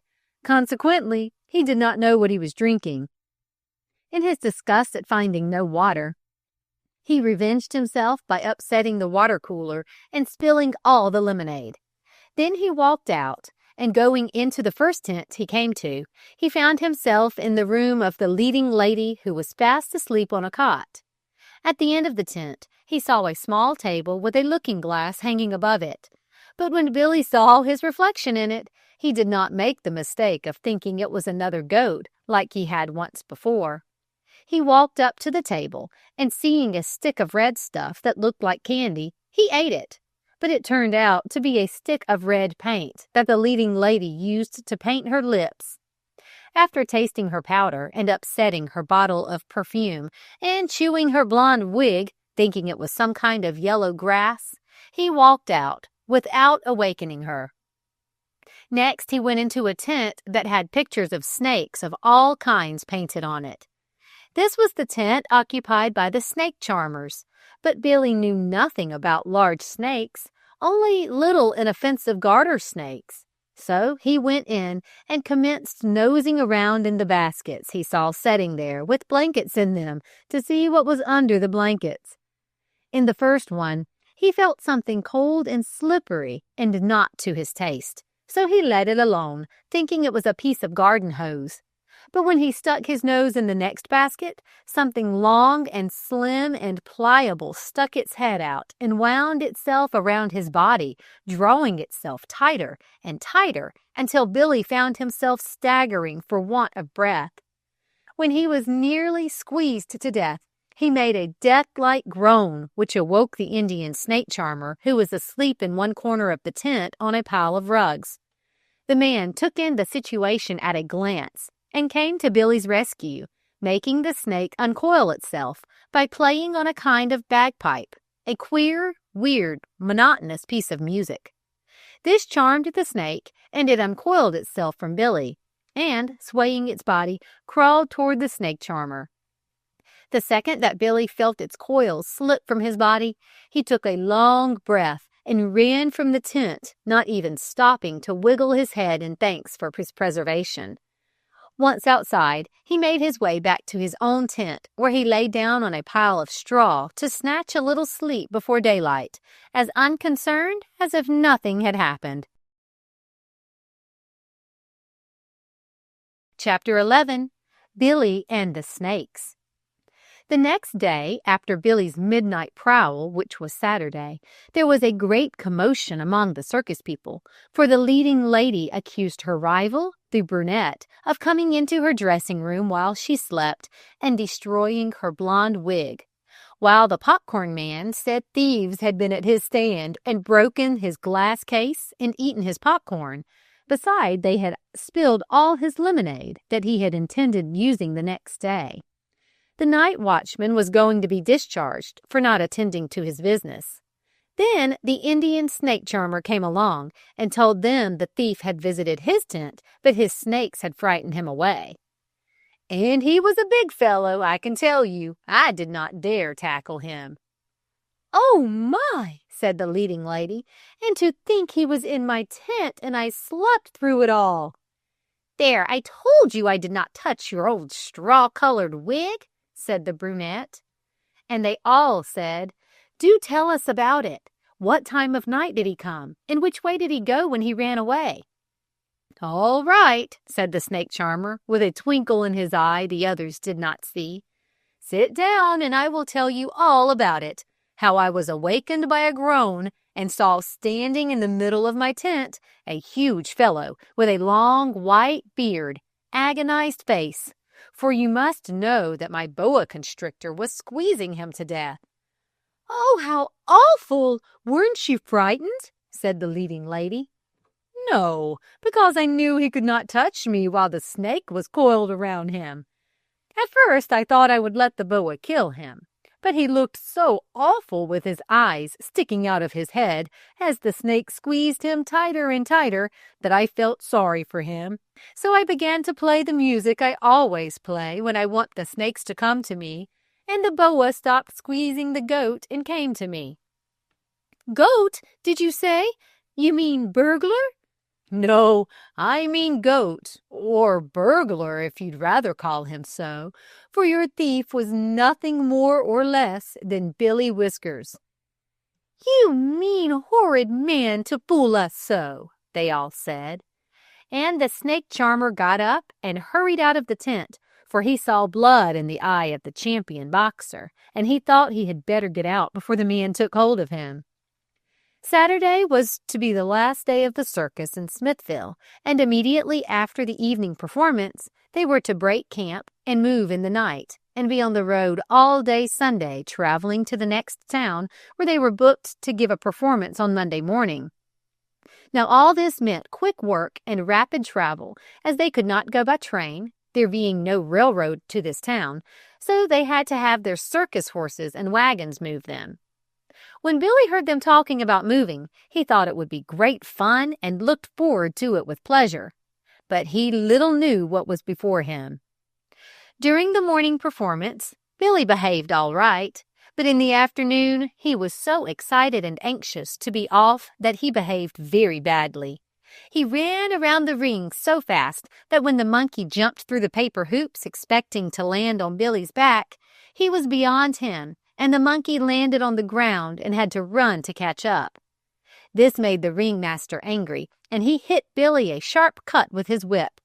But instead of making him behave better, he got worse and worse. He would stand still and shake himself until he nearly made the monkey's bones crack. And when the ringmaster hit him, he stood on his hind legs, and the monkey had to cling to his horns to keep from falling off. When Billy found he could not throw the monkey, he ran for the pole in the center of the ring that supported the tent and tried to butt him off, but the monkey was too quick for him and dodged every time. At last, Billy tried rolling with him, but this the ringmaster could not allow, as it would ruin the saddle strapped to his back. He gave him a few good cuts with the whip that stung like everything, and this turned Billy's wrath from the monkey to him, and like a shot he was up and after the ringmaster. He planted his horns in the middle of the ringmaster's back and ran him to the edge of the ring, where he gave him a butt that sent him flying to the other tent. Billy was punished for this and told he should have no supper, and he understood what they said, although they did not suppose he did.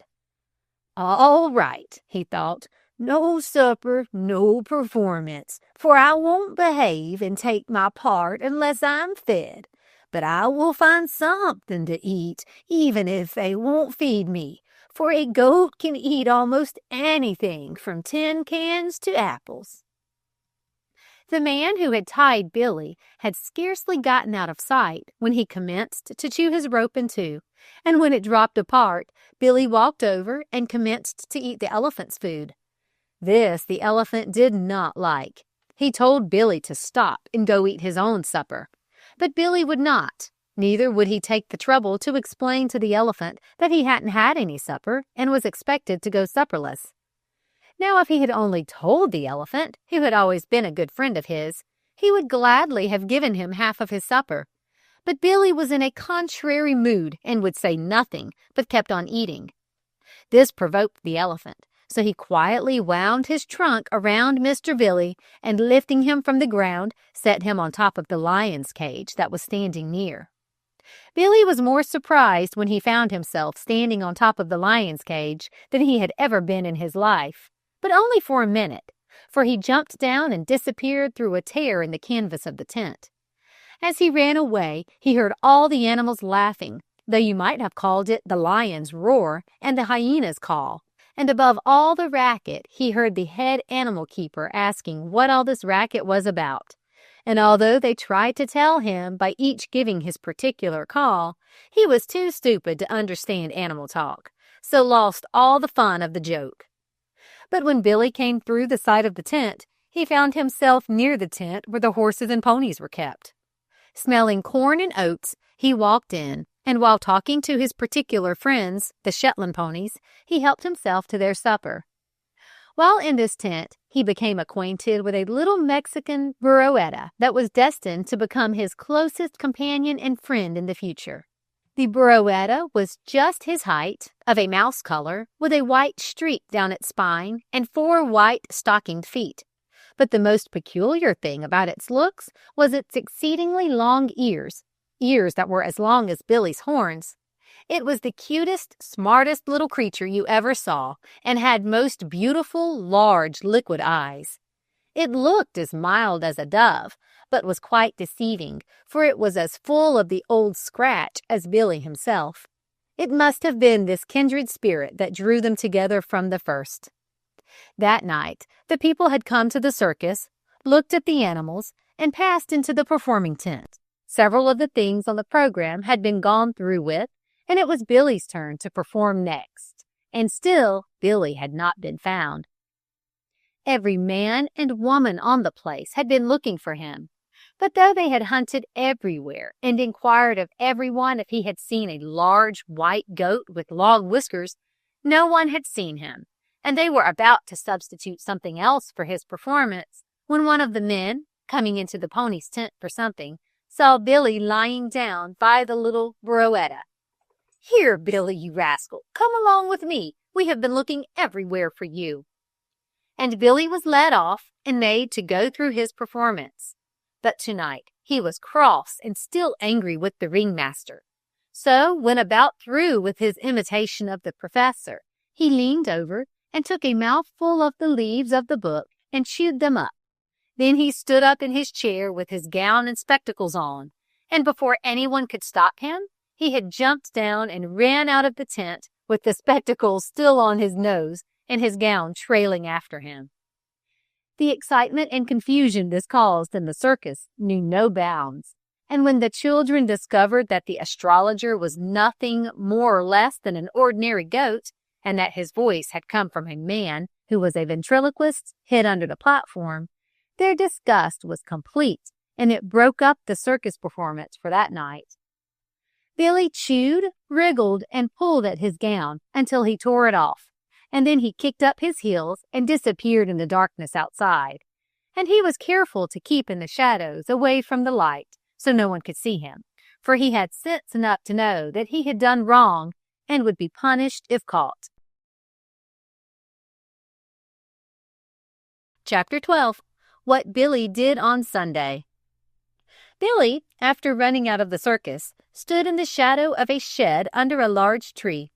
From his hiding place, he could perceive all that was going on at the circus, as it was bright moonlight.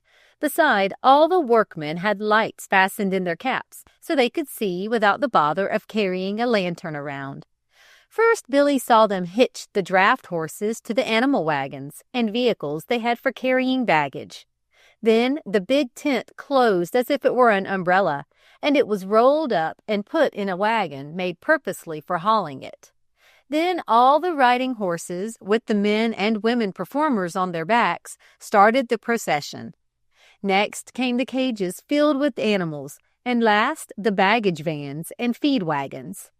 After they were well on their way, Billy trotted on behind, keeping well in the shadows. They had been crawling silently along the highways like a huge snake for a long while, when all of a sudden the long line came to a sudden halt. There was great noise and confusion ahead, and, of course, Billy's curiosity called him to the front immediately to see what was the matter. In passing the wagons, which had been left by their drivers to go forward and find out the cause of the sudden stop, Billy accidentally ran into his friend, Senorita Burroetta, which means Miss Baby Burro, as his friend was called. "How are you, Betty?" For in their short acquaintance, Billy had shortened her name to that. "I did not know you with that pack on your back. Aren't you tired of carrying that heavy load?" "Yes," answered Betty, "and the girth pinches me. They did not get it on straight, and every time I step, it hurts me awfully." "Here, let me see if I can fix it," said Billy. "Oh, never mind. I can stand it, for it isn't the first time they have buckled a piece of skin in. Beside, you could not unbuckle it with your teeth or feet." "No, but I can chew the girth in two, if you don't mind being pinched a little more while I'm doing it," said Billy. So Billy commenced to chew the girth, which he could easily get at where it stuck out from Betty's side to pass over the load on her back. And we know better than Betty that Billy was good at chewing rope and straps in two. Soon the girth began to give, and Betty swelled herself out, and the girth split in two and let the load on her back slip to the ground. Then the goat and burro ran ahead to see what all the scolding and loud talking were about. When they got there, they found the elephant had broken down a little bridge that had crossed the narrow stream, and there was no way to get the wagons over. The elephant, before crossing, had put his forefoot out to try the strength of the bridge, and with a little shake the bridge had collapsed and dropped into the water. Had he stepped on it without trying it, he would most likely have been killed, for it surely would have gone down with him on it. The only way now to get across was for the wagons to drive down the steep embankment, through the water, and up the other side. This they proceeded to do, but Billy and Betty jumped the space. Then they scampered on ahead after the horseback riders who had gone before. As they ran, they could hear the lions roar and the hyenas laugh when their cages were driven into the water, and the water rose on them, while the elephants kept up such a trumpeting that it awoke all the country folks who were near enough to hear it, and they thought the day of judgment had come, and it was Gabriel's trumpet they heard. A poor, ignorant Swedish family that lived on the bank of the stream by the bridge were awakened by the noise, but were afraid to get up and look out of the window to see what all the commotion was about. At last, the brave husband, by coaxing and threatening, succeeded in getting his wife out of bed. As she had never been to a circus in her life or seen anything but the picture of wild animals, she was nearly frightened to death at what she saw passing in the moonlight, and ran back to bed and put her head under the covers and would not speak a word, though her husband threatened to kick her out of bed. Poor woman, she could not tell him what she saw, for she did not know the name of the animals. At last her husband got up the courage enough to go to the window and look out as his wife had. But he stayed less time than she did, for just as he got there, the lions gave a mighty roar, and all the animals followed suit. For the lion's cage was passing through the water, and they did not like the cold water crawling up their legs, and of course they thought they were going to be drowned. While the Swedish workman thought he was going to be chewed up alive and flew back to bed with teeth chattering and held on to his wife for protection. And had a lion really come after them, he would probably have thrown his wife at the lion's head for him to eat, while he made good his escape. All this time, Billy and Betty were trotting along side by side, gossiping about people in the circus. And all the time it became lighter and lighter as it was getting nearer sunrise. About 5 o'clock, they saw, away in the blue distance, a tall church steeple, and they knew they must be nearing the town where the circus was to be held. As they came nearer, they could hear the sound of the church bell ring out on the stillness, calling the people to early morning mass. And soon they could see the people going to church, and the mothers take their children by the hand and pull them into the church, as they did not want them to see anything so wicked as a circus procession on a Sunday morning. Billy, noticing this, said, "Let us give the children a treat. When the people are all in the church, we will walk in and see what it looks like inside." The two mischief makers hung around out of sight until the people had stopped going in. Then they walked boldly into the vestibule. Here they saw a marble basin filled with clear, cool-looking water. They stopped and drank it, not knowing it was the holy water the Catholics crossed themselves with before entering church. The church aisle was separated from the vestibule only by 2 green baize doors. These Billy and Betty pushed open with their noses, and while the organ was playing and the priests were kneeling, Billy and Betty walked the whole length of the middle aisle, side by side, as if they were a bridal couple. When they arrived at the altar, Billy stopped and commenced to eat some roses that were in a vase on the altar steps. The congregation sat stupefied with horror to see these animals in church, and directly behind the kneeling priest and choir boys. The music made Betty lonesome, and she threw up her head and let out such a loud, mule-like bray that it frightened the kneeling priest, and he jumped up as if shot, for he thought he had heard Balaam's ass bray. But when he turned and saw standing behind him a live burro and a goat, his astonishment knew no bounds, and he stood gazing at them with open mouth while the choir boys laughed and giggled and thought it a good joke. Soon the ushers and deacons came to their senses enough to come forward and try to drive the beasts out.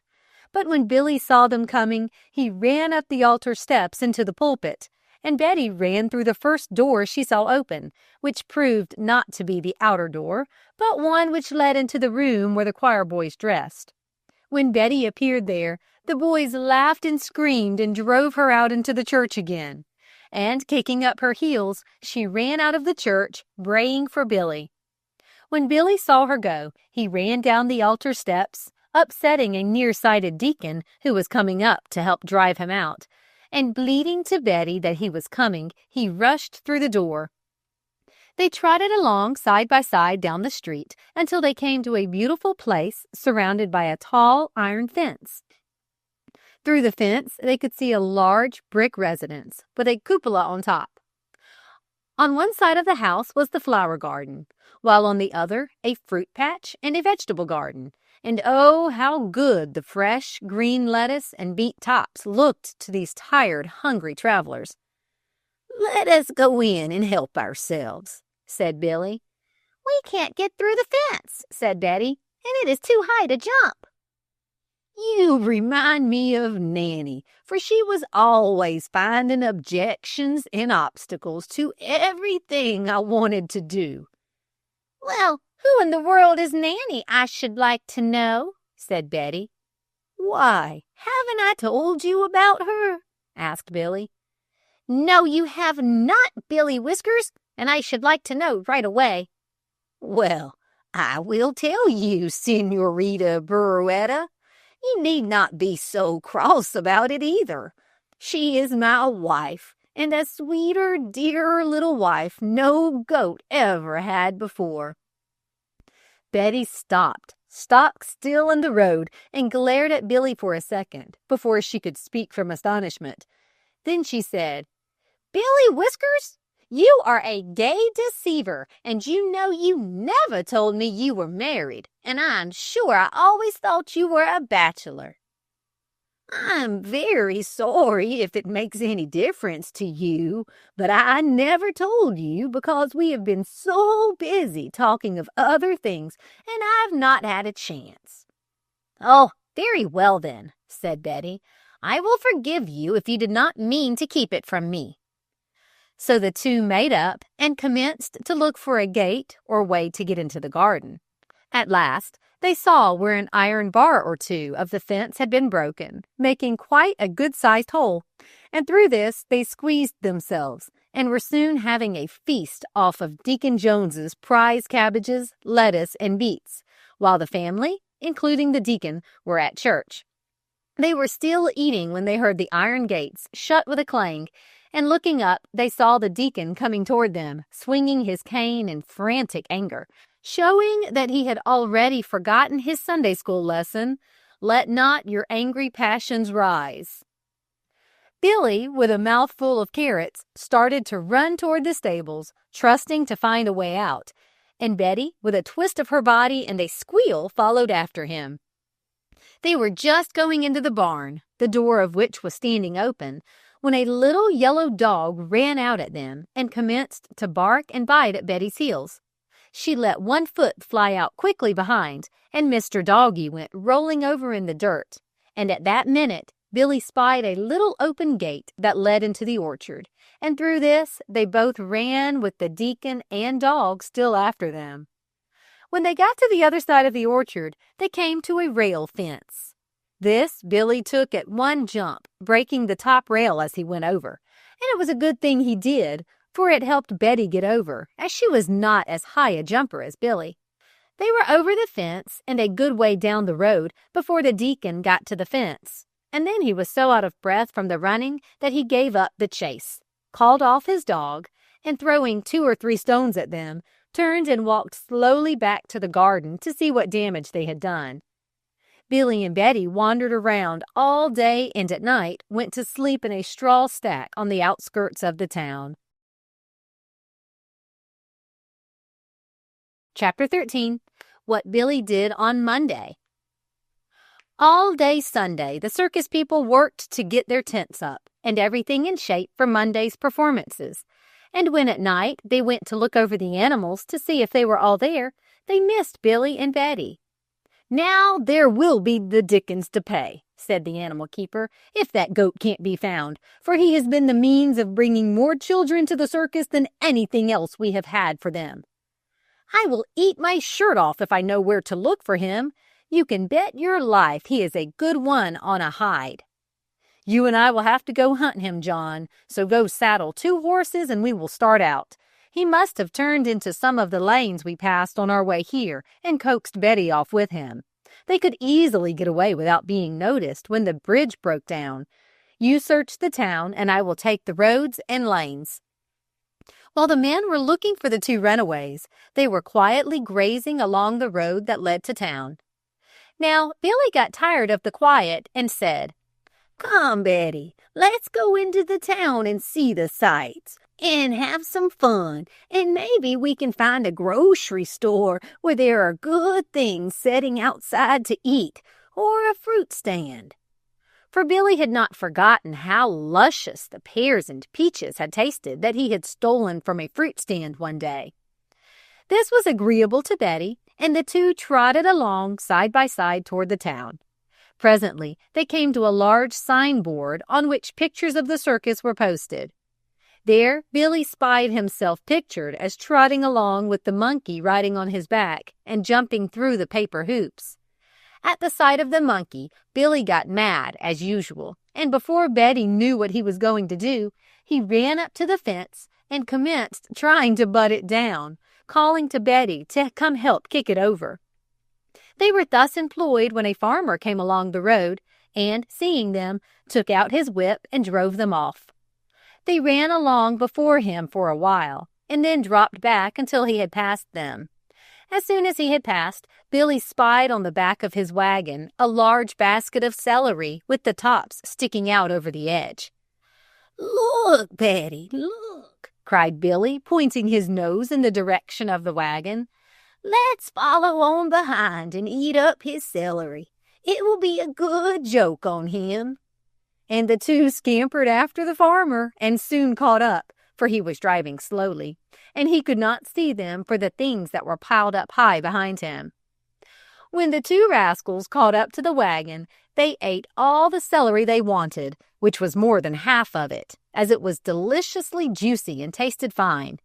They had had no breakfast except some dusty grass that grew beside the road. While they ate, the farmer whistled low to himself and planned how he would sell his celery to the grocery man, and then, with the money, go to the circus and see the wonderful astrologer that was neither goat nor man, who was advertised to perform. He little guessed that the wonderful astrologer was at that moment eating up his celery and making it doubtful whether he would have any left or not. Billy and Betty were still eating when a dog spied them and ran out from his front yard after them.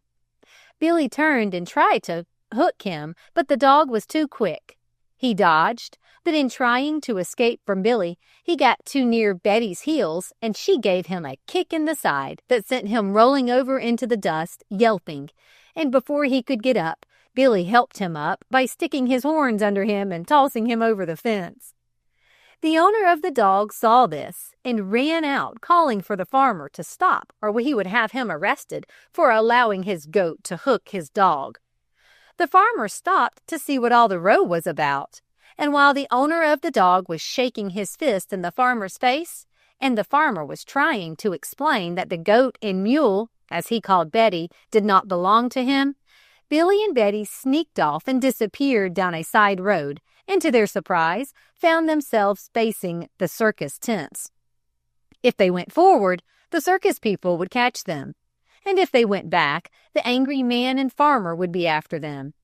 As they stood discussing which way to go, it was decided for them, for the animal keeper on his horse turned into the lane behind them and drove them to the circus in double quick time with his long whip. All the way there he scolded them as he tried to crack them with his whip, and it was no fun being hit with it, as it seemed to take a piece of flesh out each time it struck. Betty ran in among the Shetland ponies where she belonged, and Billy dodged into the first tent he saw with the flap open.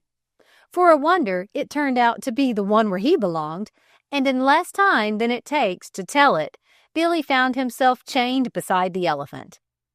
"There, Master Billy, I guess you won't chew yourself loose in a hurry again and have me chasing all over the country for you," said the animal keeper. And to make up for his past bad behavior, Billy performed better the next day than he had at any time. Chapter 14. What Billy Did on Tuesday. Tuesday turned out to be a dismal, cold, rainy day, and Billy was glad enough to stay quietly in the tent. He thought it would be a good chance to become better acquainted with the animals in the cages, and he decided to call on them all by beginning at one cage and visiting each in order until he had completed the circle. He could not stay where he was, for Nancy, the old maid camel, made him nervous. She talked so much, and when she was not talking, she chewed her cud like an old maid chews gum. "How can you stand her?" Billy whispered to the elephant. "Oh, I have got used to it," said the elephant, "and I don't hear her half the time, and when she gets too bad, I just pull the flops of my ears down tight to my head, and I can't hear a word, and then I set my trunk to wobbling and make it nod yes half the time and no the other, and I find it answers quite well." "But how do you know when to say yes and when to say no?" Billy asked. "I don't mind if I do answer wrong part of the time, and if I get too much off, she stops talking altogether, and that pleases me better. So you see, it answers very well." "But don't you get tired of leading such an inactive life?" asked Billy. "I used to," answered the elephant, "when I was younger and before my mate died. But since she died and I have rheumatism, I don't seem to care much, for without her, there would be nothing to do if I did run away. Besides, your climate is so cold and your forests so skinny and bare-looking, there would not be any fun living in them." "Our forests skinny and bare-looking, did you say? You don't know what you are talking about. I guess our forests are as nice as yours in India, and not half so full of snakes and chattering monkeys, to say nothing of the nasty crocodiles and hippopotamuses that you have in your rivers, and vines growing all over the trees, and from one tree to another, so thickly you can't walk without making a path for yourself by breaking them down." "Oh, but that is just what I like," said the elephant. "And the air is so hot and moist you feel fine, while here you are either all dried up with heat or shivering with cold." "Well, everyone to his taste, I suppose." And he walked over to the hyena's cage to make their acquaintance, out of curiosity, as he knew little about hyenas. "My, aren't they homely, sneaky, shifty-eyed looking things?" thought Billy. "I would not like to meet one alone after dark, but still I hear they are cowardly and wait until one is dead before they try to eat him up. I don't think I will make a long call, for they grin and laugh too much, and their laughter has no mirth in it. It is just a loud guffaw." So he only stayed a few minutes and then went on to a beautiful white llama's cage. "Good morning, Miss Llama," said Billy very politely, for he wished to get in the good graces of the beautiful Miss Llama, whom he admired very much for her long, silky white hair and mild brown eyes. "Good morning, Mr. Whiskers," she replied. "How do you find yourself after our Saturday night's trip?" "Very well," said Billy, "but I am afraid you must have had a bad shaking up where the bridge was broken. If you had to go down that steep embankment to cross the creek." "You're right, it was steep," said the llama, "and I was nearly scared to death when I felt the water running into my cage, and I had just given myself up as lost when it commenced to recede, and I was thrown on my knees by the cage being pulled with a jerk up the opposite bank. How did you get across?" "Oh, easily. I just jumped from one pier of the bridge to the other," said Billy. "I met a friend of mine, and we went off and had a fine time. How I wish you could get out of that cage so you could go with us sometime." "You don't wish it more than I do, and it always makes me weep when we are driven along the sweet-smelling roads to think that I can't get out and must be shut in here for life." "It really is a shame, for you are too pretty to be shut in a cage. Are you sure you can't break some of those bars some night and get out?" "I am sure," said the llama, "for I have tried time and time again." "Well, Billy Whiskers, you are the concernedest goat I ever knew, and how in the dickens you managed to break that chain is more than I can tell." Billy and Miss Llama heard someone say behind them, and looking round, they saw the animal keeper. So, you simply pulled up the stake you were tied to when you found you could not chew your chain in two, did you? Well, come along with me. You have been idle long enough, and we are going to teach you some new tricks." When Billy heard this, his heart sank, for he disliked the ringmaster and was afraid they would make him stand on his hind legs and walk. Had he only known it, That was the easiest thing he would have to do. He was led to the performing ring, and there stood the hated ringmaster facing a line of animals standing in a straight line, reaching from one side of the ring to the other. In the middle stood the elephant, with the summer house, as Billy called it, on his back. Next him stood a camel. Next the camel, a giraffe. Next the giraffe, a horse. Next the horse, a zebra. And last, a little Shetland pony. On the other side of the elephant were more animals, standing in the same order. "What in the world can they want of me?" thought Billy. But he soon found out, for they dressed him up as a clown in a white suit with red spots on it, and tied a mask on his face and a pointed clown's cap on his head. Then they led him to where the pony stood and made him walk up a stepladder onto a little platform strapped to the pony's back. From this, he was made to walk up another step onto a similar platform on the zebra's back. Here he was made to stop and make a bow, and so on until he had reached the little summer house on the elephant's back. This he was made to enter and sit upright on a little seat that was inside, while the elephant started forward and walked out of the ring, carrying Billy with him. After this, he was dressed as a workman, with a pipe in his mouth and a hod of mortar strapped to his shoulder, and made to walk part way round the ring on his hind legs. Then he was allowed to rest and was given a bunch of carrots to eat. While he was eating these, Betty was brought in, hitched to a little low-wheeled cart. Then a Great Dane dog was brought in, hitched to a similar cart. After that, a man pulled in another cart like the other two and hitched Billy to that. The carts were painted red, white, and blue, trimmed with flags. Soon 3 little dogs dressed as ladies were carried in, put into the carts with the reins over their necks. Then the goat, burro, and dog were put neck to neck and ready to start on the race that was to begin when the ringmaster cracked his whip. At the signal, the dog got started ahead, but halfway around the ring, Billy passed him.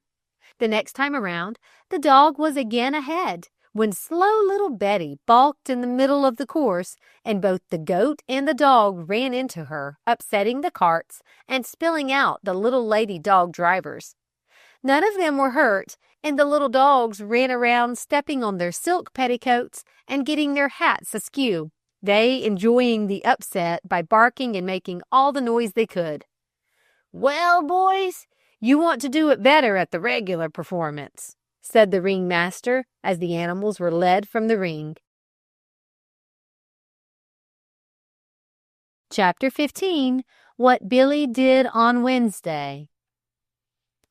Wednesday, Billy was not tied up, and after wandering around the circus and visiting the different animals and stopping to chat with Betty, he decided to watch his chance and slip into town. This was not hard for him to do, and he soon found himself on the main street. At first he walked quietly along looking into the windows, but presently he saw before him a well-known figure, that of the ringmaster. "Now is my chance," thought Billy, "to get even with him for giving me all those cuts with his whip. I'll just give him a butt and land him in the middle of that mud puddle, and I am going to do it so hard he will hear his spine crack, and I guess he won't hit me with his whip again very soon." So Billy started quietly on a run, going on his tiptoes so the ringmaster would not hear him until it was too late to get out of the way. Just as Billy got to him, the man raised his arm to doff his hat to a pretty girl, and the next thing he knew, he was flying through the air with his hat in his hand. Still holding his arm extended, he landed in the deep puddle of muddy water in the middle of the street, while the young lady threw up her hands and fled. It is needless to say that Billy immediately disappeared down a side street. Here he ran into a livery stable where a dog fight had been going on in the backyard. 2 ferocious bulldogs had fought so wickedly that their jaws had to be pried apart. One of the dogs had a chain around its neck, and its owner was going to lead it off when one of the livery men saw Billy and called out, "Wait a minute, Mr. Pride. Here's a billy goat I bet can lick your dog. Let us turn him loose in the yard and have another fight." "Why, man, what are you talking about? My dog would make just one grab at the goat's throat and kill him." "I am not so sure of that," replied the man, "but I am mighty sure he will lick your dog if he is the goat I think he is, for I believe he is the trained goat from the circus." "Let's have a fight," said the other men that were standing around. "It will be a great sport to see the goat lick the dog that can whip every other dog in town." "So you think the goat can lick my dog, do you? I'll bet one or all of you $20 that he can't." "It's a go," said 2 or 3. Then the man that had proposed the fight said, "It is well enough to have a little fight for fun, but I hate to see your dog killed, as he may be." "Oh, don't you worry about my dog. Leave all your worrying for the goat." All this time the dog had been pulling at his chain and straining to get at the goat, while Billy quietly walked around inspecting things, chewing anything he could find. "Won't I fix that conceited dog?" said Billy to himself. So he allowed himself to be driven into the backyard. Here the men formed a circle with Billy in the center. Then the man unfastened the chain from the dog's neck. With a rush, he went for the goat, who quickly stood on his hind legs, lowered his head, and met the dog's onslaught with his horns, running one of them into his chest, which sent blood spitting out.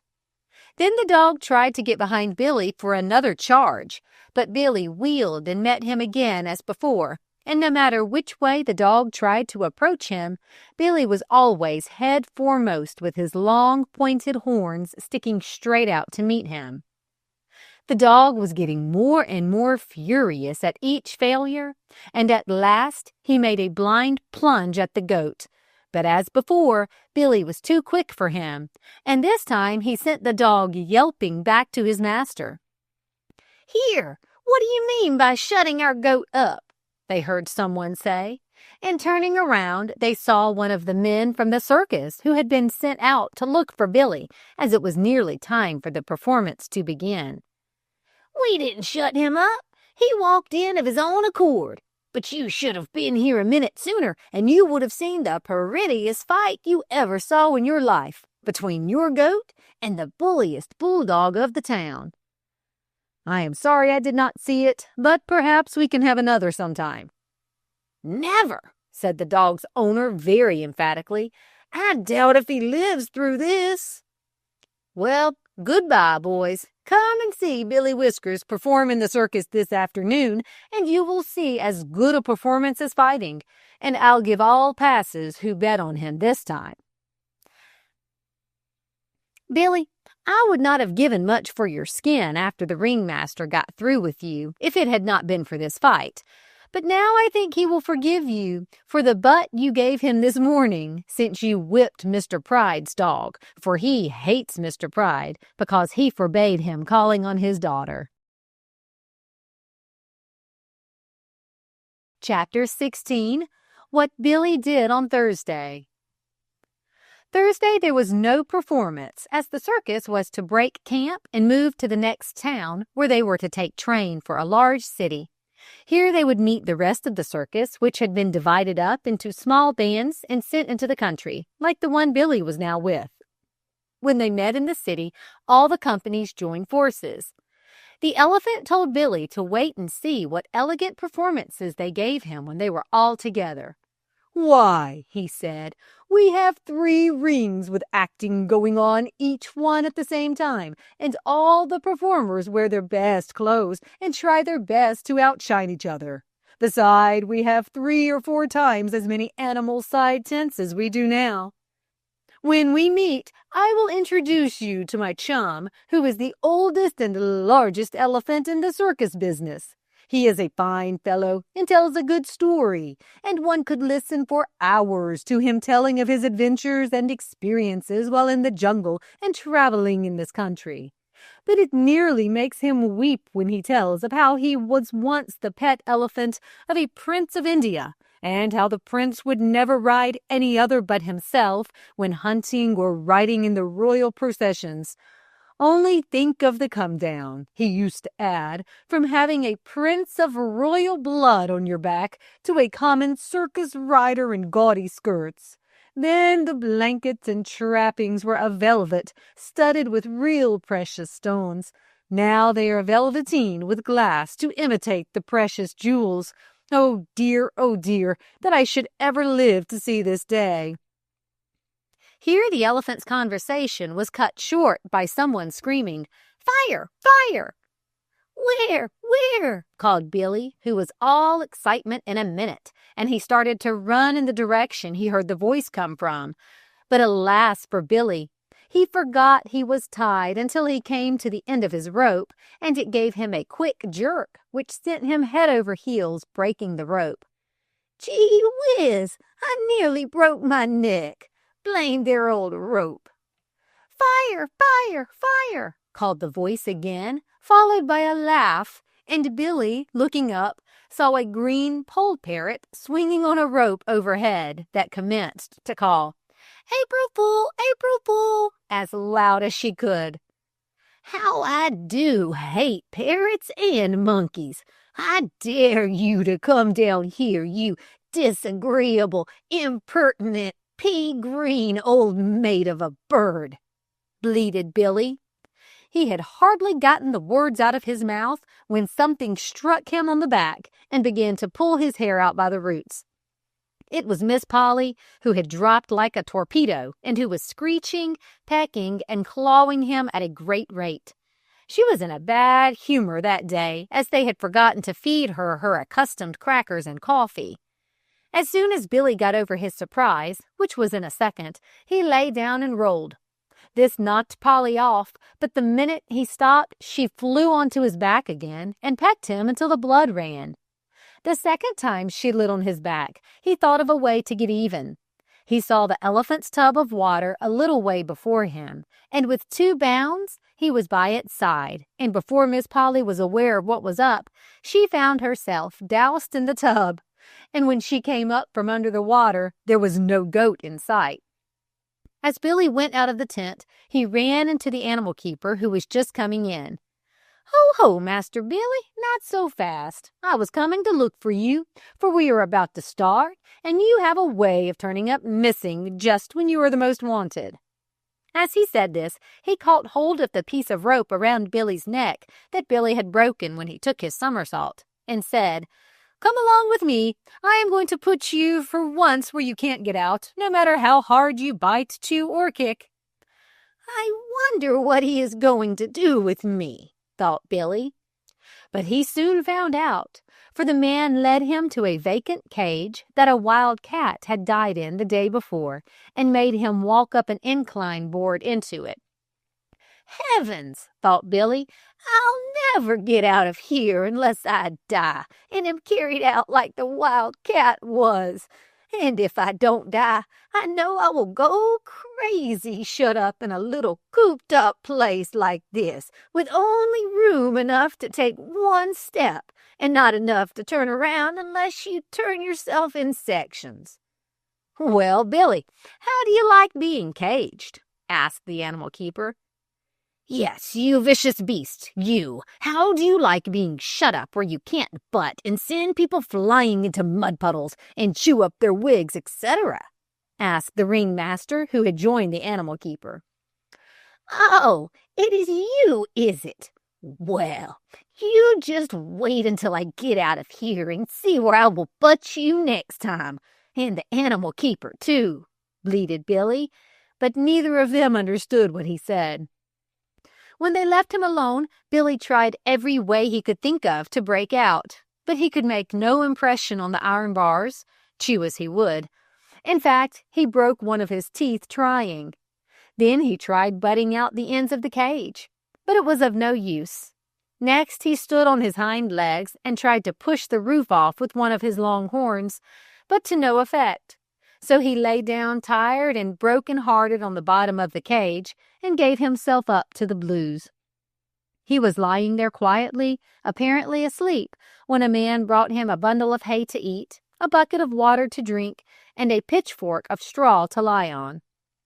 Billy did not move when they brought the things, pretending to be asleep, but he was rudely awakened out of his supposed sleep by the man sticking the prongs of the pitchfork into him to make him get up so he could spread the straw on the bottom of the cage. He felt too disheartened to eat, especially food which he detested, but thought he would take a drink as he was very thirsty. But at one smell of the bucket, he turned up his aristocratic nose, for he detected the bucket had not been washed since it had been used by some of the other animals, for he could smell and see their hairs on the rim. So he lay down more disgusted than ever. Poor Billy's confinement was going to be hard for him. He had roamed the fields and towns, master of himself, too long to take to being shut up easily. At last Billy fell asleep, and only awakened when they hitched the horses to the wagon-like cage he was in to draw it to the depot. Just before they started, he heard a man say, "Here, you forgot to put up the sides on that cage with the goat in." Then the man brought the wooden sides and fastened them onto the cage over the iron bars. This left Billy only a little iron barred opening near the top, at one side, to get air through. "I shall surely smother," thought Billy. "Oh, this is horrible. I feel as if I were buried alive." At that minute, the horses started up, and poor Billy went down on his knees with a sudden jerk. "How I wish Nanny was here to comfort me," thought Billy. "She was always so patient and cheerful."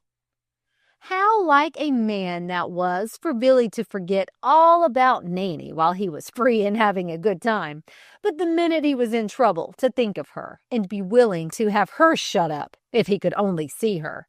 After several hours of hard traveling, they stopped, and Billy knew they must be at the depot, for he heard the engines whistling and the bells ringing, and he was very glad of it, for his knees were all skinned from slipping on the floor from one end of the cage to the other when they went up or downhill, for it was impossible to stand, so he had to lay down and make the best of it. "I never pitied caged animals before," thought Billy, "but I did not know what they had to endure, or I should." After a great deal of commotion, swearing, and fussing on the part of the men outside, Billy's cage was at last on board, and the train started. "Mercy," thought Billy, "aren't they going to give me a drink of water or something fresh and cool to eat? Do they expect me to eat that dried-up, tasteless, weedy hay this hot day? And as for the water, that got upset the first hill we went up. Oh, dear! And to add to the rest of my troubles, I have got a cinder in my eye, along with this horrible dust that is blowing in that stuffy little window, and I know I am going to be smothered to death. Oh, if Nanny were only here to lick this cinder out of my eye! It smarts so. I wish I had hands instead of feet for once in my life, so I could get it out. I wonder if people ever think how inconvenient it is not to have hands sometimes." And poor old Billy commenced to cry softly to himself.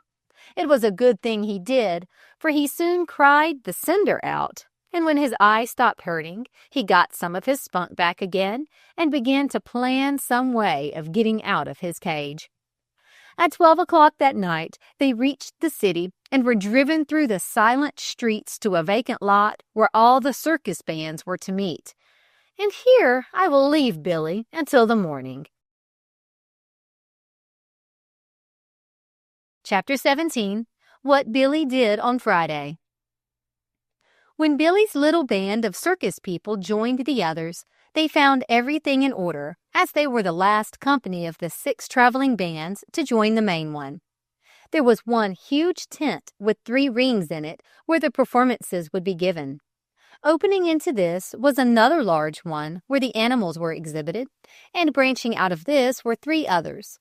One where the horses and ponies were kept, another used as the dressing room, and still another where the circus people took their meals, while scattered around were 10 or a dozen sideshows. The cage Billy was in had hardly been put in place when the sides were taken off, and he found himself in the large animal tent with the cages arranged round the edge, and his old friend the elephant tethered just outside with the other elephants from the different bands. And his elephant friend was talking to his chum, the elephant he had told Billy about, that told such good stories. Billy thought he must be telling one now, for they were both laughing, but you might have thought they were trumpeting had you heard them. Billy bleated to the elephant, and he raised his head and looked in all directions to see where Billy was, but he could not see him until Billy told him where to look. "Goodness gracious me! Is that you, Mr. Billy, shut up in that cage? I never expected to see you in a place like that." "Neither did I ever expect to find myself in one like this," Billy answered. "And what is more, I would rather be dead than stay here. But I will get out yet. Don't you fear." "I'll bet you do, Mr. Whiskers, for you are a good one at getting out of scrapes, as well as getting into them. Let me introduce you to my friend and chum, Prince Nankapoo, as he is called on the show bill." After the introduction, Billy's friend said, "Don't look so downhearted. I will get the prince to tell us one of his funny stories so we can have a good laugh. He has just been telling me a capital one." But before he had time to tell it, a man came along with a horse and began to wash out Billy's cage and souse him with water, squirting it in his eyes just to tease him, which Billy thought was a little too much, as it was like kicking a fellow when he was down and could not help himself. "Just wait, Mr. Man with the hose, until I meet you when I get out of here. And if I don't make your body ache, then my name is not Billy Whiskers. I am going to give you a butt and hook that will send you halfway up a telegraph pole." While he was fuming about this, another man came along and gave him a nice, cool drink. And as he saw he had not eaten any of the hay, he gave him a bunch of carrots and a bundle of nice grass. This Billy appreciated and said to himself, "That's a nice man. I'll do him a favor sometime if I ever get the chance."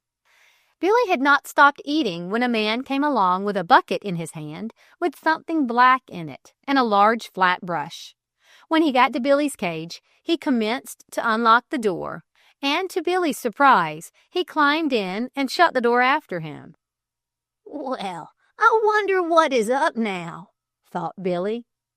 "I don't want to interrupt your breakfast, Master Billy, but this job has to be done before the circus begins this morning.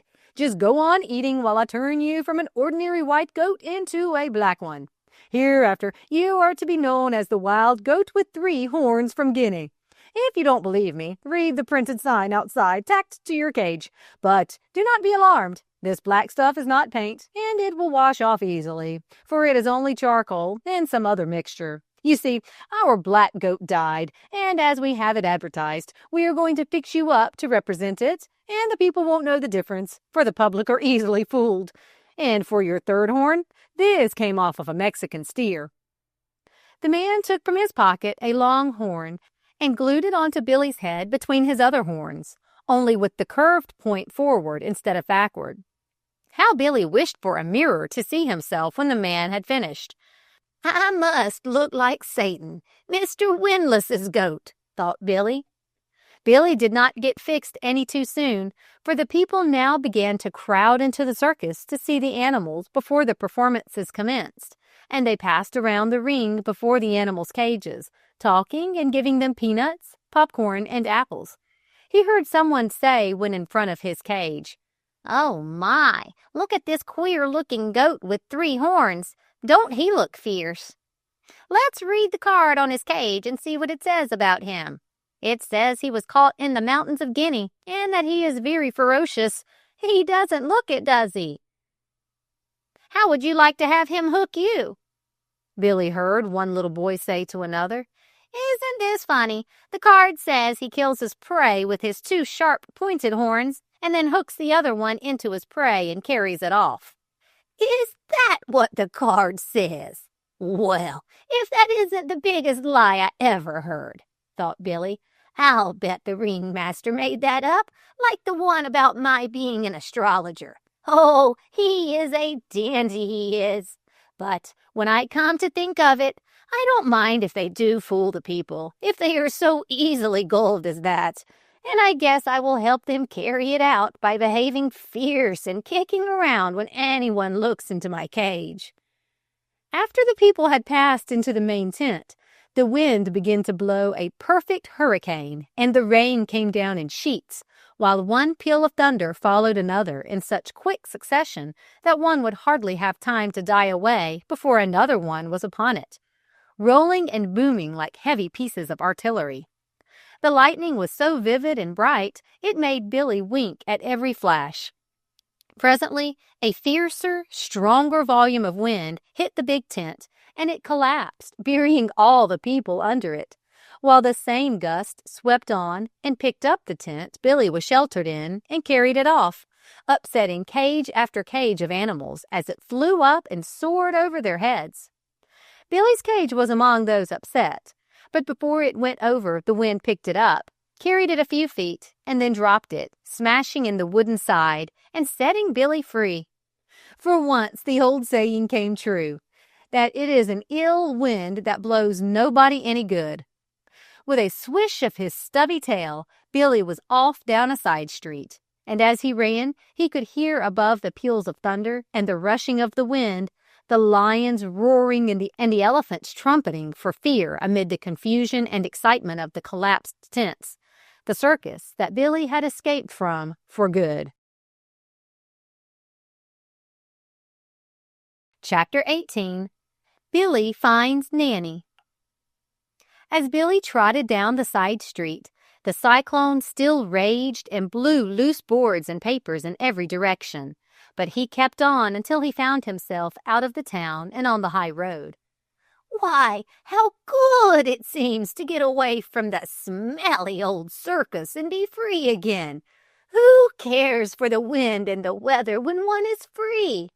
This rain will wash the black stuff off my coat that circus fellow put on, and, now that I think of it, I'll just walk up to that board fence and butt off this old horn they glued to my head. That will be the end of the wild goat from Guinea. Suiting the action to the words, he walked up to the fence and hooked the curved part of the horn over the rail, pulled back, and the horn came off easily without pulling out any hair, as the rain had softened the glue. As it fell inside the fence, Billy kicked up his heels, whisked his stubby tail, and started down the road at a fast trot. As he ran, he made up his mind he would find Nanny once more, even if he had to spend the rest of his life looking for her. You know from past experience that if Billy made up his mind to do a thing, that he did it. For Billy's strong points were bravery, perseverance, and stick-to-itiveness. These are good qualities for boys and girls to have, as well as goats. It was a good thing that Billy had these qualities, or he never would have found Nanny again. For 1 whole month he hunted for her, going up one road and down another, being stoned by boys and chased by men as he tried to steal a meal out of their gardens. Sometimes he wandered into a yard to get something to eat, and they set the dogs on him. But this they always wished they had not done, for he invariably turned and ripped the dogs open with his long horns. In this way he traveled, sleeping by the wayside in all kinds of weather, until even he was beginning to get discouraged. When one day he happened to be on a road that looked familiar to him, and the further he traveled, the more familiar it became, until he came to a bridge with a red house beside it. Then he knew where he was, for he recognized the house and the scenery around as the place where the bridge had broken down when the elephant had attempted to cross it. His joy knew no bounds, for now all he had to do to get to Nanny was follow this road to the town and then take another to the other side of town, which would lead him to his little wife Nanny. When he thought of dear, patient little Nanny, a tear rolled down his cheek. But he shook it off in a hurry, for the next minute the thought came to him, what if Nanny had given him up as lost and married another?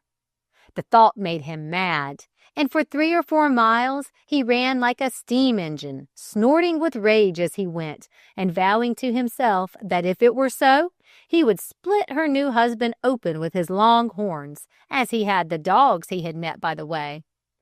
In the meantime, while Billy had been away, poor, lonely little Nanny had never forgotten her old Billy, though all the young billy goats in the herd tried to make her do so, and each and all had wanted her to marry them, but she said no and remained faithful to her Billy. She had one thing to comfort her, however, and that was 2 beautiful little kids that had been born to her sometime after the circus man had taken Billy away. With these she spent all her time, and they repaid it by being very fond of her. And it was a beautiful sight to see the 3 playing together in the green meadow down by the stream. So Billy thought the next day, when, after traveling all night, he at last came to the farm, and looking through the fence, saw Nanny lying in the grass with the 2 little kids jumping over her and kissing her nose. 2 very fine-looking kids, thought Billy. I wonder whose they are. Then his old heart stood still, for his next thought was, she has forgotten me, is married again, and these are her children. This thought made him feel sick and faint, and his knees shook under him. So he dropped on the grass with his nose through the rails of the fence, and there he lay for a long while, but he never took his eyes off the 3 in the pasture. I will lie here and see if it is so, thought Billy, and if it is, I will go away and never let her know that I came back. As he looked, old Satan, the minister that had married them, came up to speak to Nanny, and Billy felt his blood beginning to boil, for he thought, if she is married to that old widower, and I am afraid she is, for one of those kids is as black as Satan himself, I can't stand it. I shall stay to make myself known just long enough to kill him. Soon, however, Satan walked off, as it was getting dark, and the goats began to find cozy places for themselves for the night. But Billy lay still and watched, though he was very thirsty and hungry, not having eaten anything all day, as he had been too anxious to get back to see if Nanny was married again. He watched her wash the kids' little faces for the night with her soft tongue and give them a good-night kiss on their little noses before they cuddled down to sleep beside her. It made Billy groan with lonesomeness to see it all, and he lay there, broken in spirit, and wished he could die, and closed his eyes to shut out the sight. But he could not keep them closed. He had to open them to look once more on Nanny's sweet, patient face. As he did so, he noticed that the moon was just rising, and as it came up, Nanny rose also, and stepping carefully so as not to waken her babies, she walked toward the fence where Billy was. Closer and closer she came with her pretty sweet face showing plainly in the moonlight. Billy scarcely breathed. He was so excited, wondering if she would recognize him and what she would say when she saw him. She came straight to the fence and stuck her nose through the rail just above Billy's head before she saw him. When she did, her eyes dilated with surprise, and then with a bleat of joy she called, "Billy, my Billy, have you come back?" And she commenced to cry as if her heart would break for joy. No words can express Billy's joy when he felt her tears on his face and her warm nose kissing his cold one, and all Billy could say was, "My darling, you're not married to Satan after all, are you?" This made Nanny laugh, and she called him a silly old goose. But what was the matter with Billy? He felt as strong and young as Nanny herself, and had forgotten his thirst and weariness of a few moments ago. Being only a goat, he did not know that happiness is the greatest elixir of life yet discovered. "Wait a second, Nanny. I can't have this old fence between us." And Billy backed off, gave a spring, and was over the fence beside Nanny in no time. Oh, Billy, how good it seems to have you back again. Now I have a great surprise for you. Come and see our two beautiful children. One is as white as snow, and I call her Day. The other is as black as coal, and I call him Night. They are twins, and two smarter, healthier kids you never saw. Night is very mischievous and reminds me of you all the time. Ever since you have been gone, I have walked to the fence every night and looked and waited for you to come back, and it nearly broke my heart when night after night went by and you did not come. Billy and Nanny walked over to where their babies were, and Billy assured her that they were the most beautiful kids his eyes had ever rested on, and he felt himself swelling with pride as the father of such handsome kids. Nanny led Billy to the stream, and while he was quenching his thirst and eating a little of the sweet grass and mint that grew on its bank, they told each other all that had happened since they parted. I will leave Billy and Nanny here, and my next book will be about Day and Night, Billy and Nanny's kids. The end.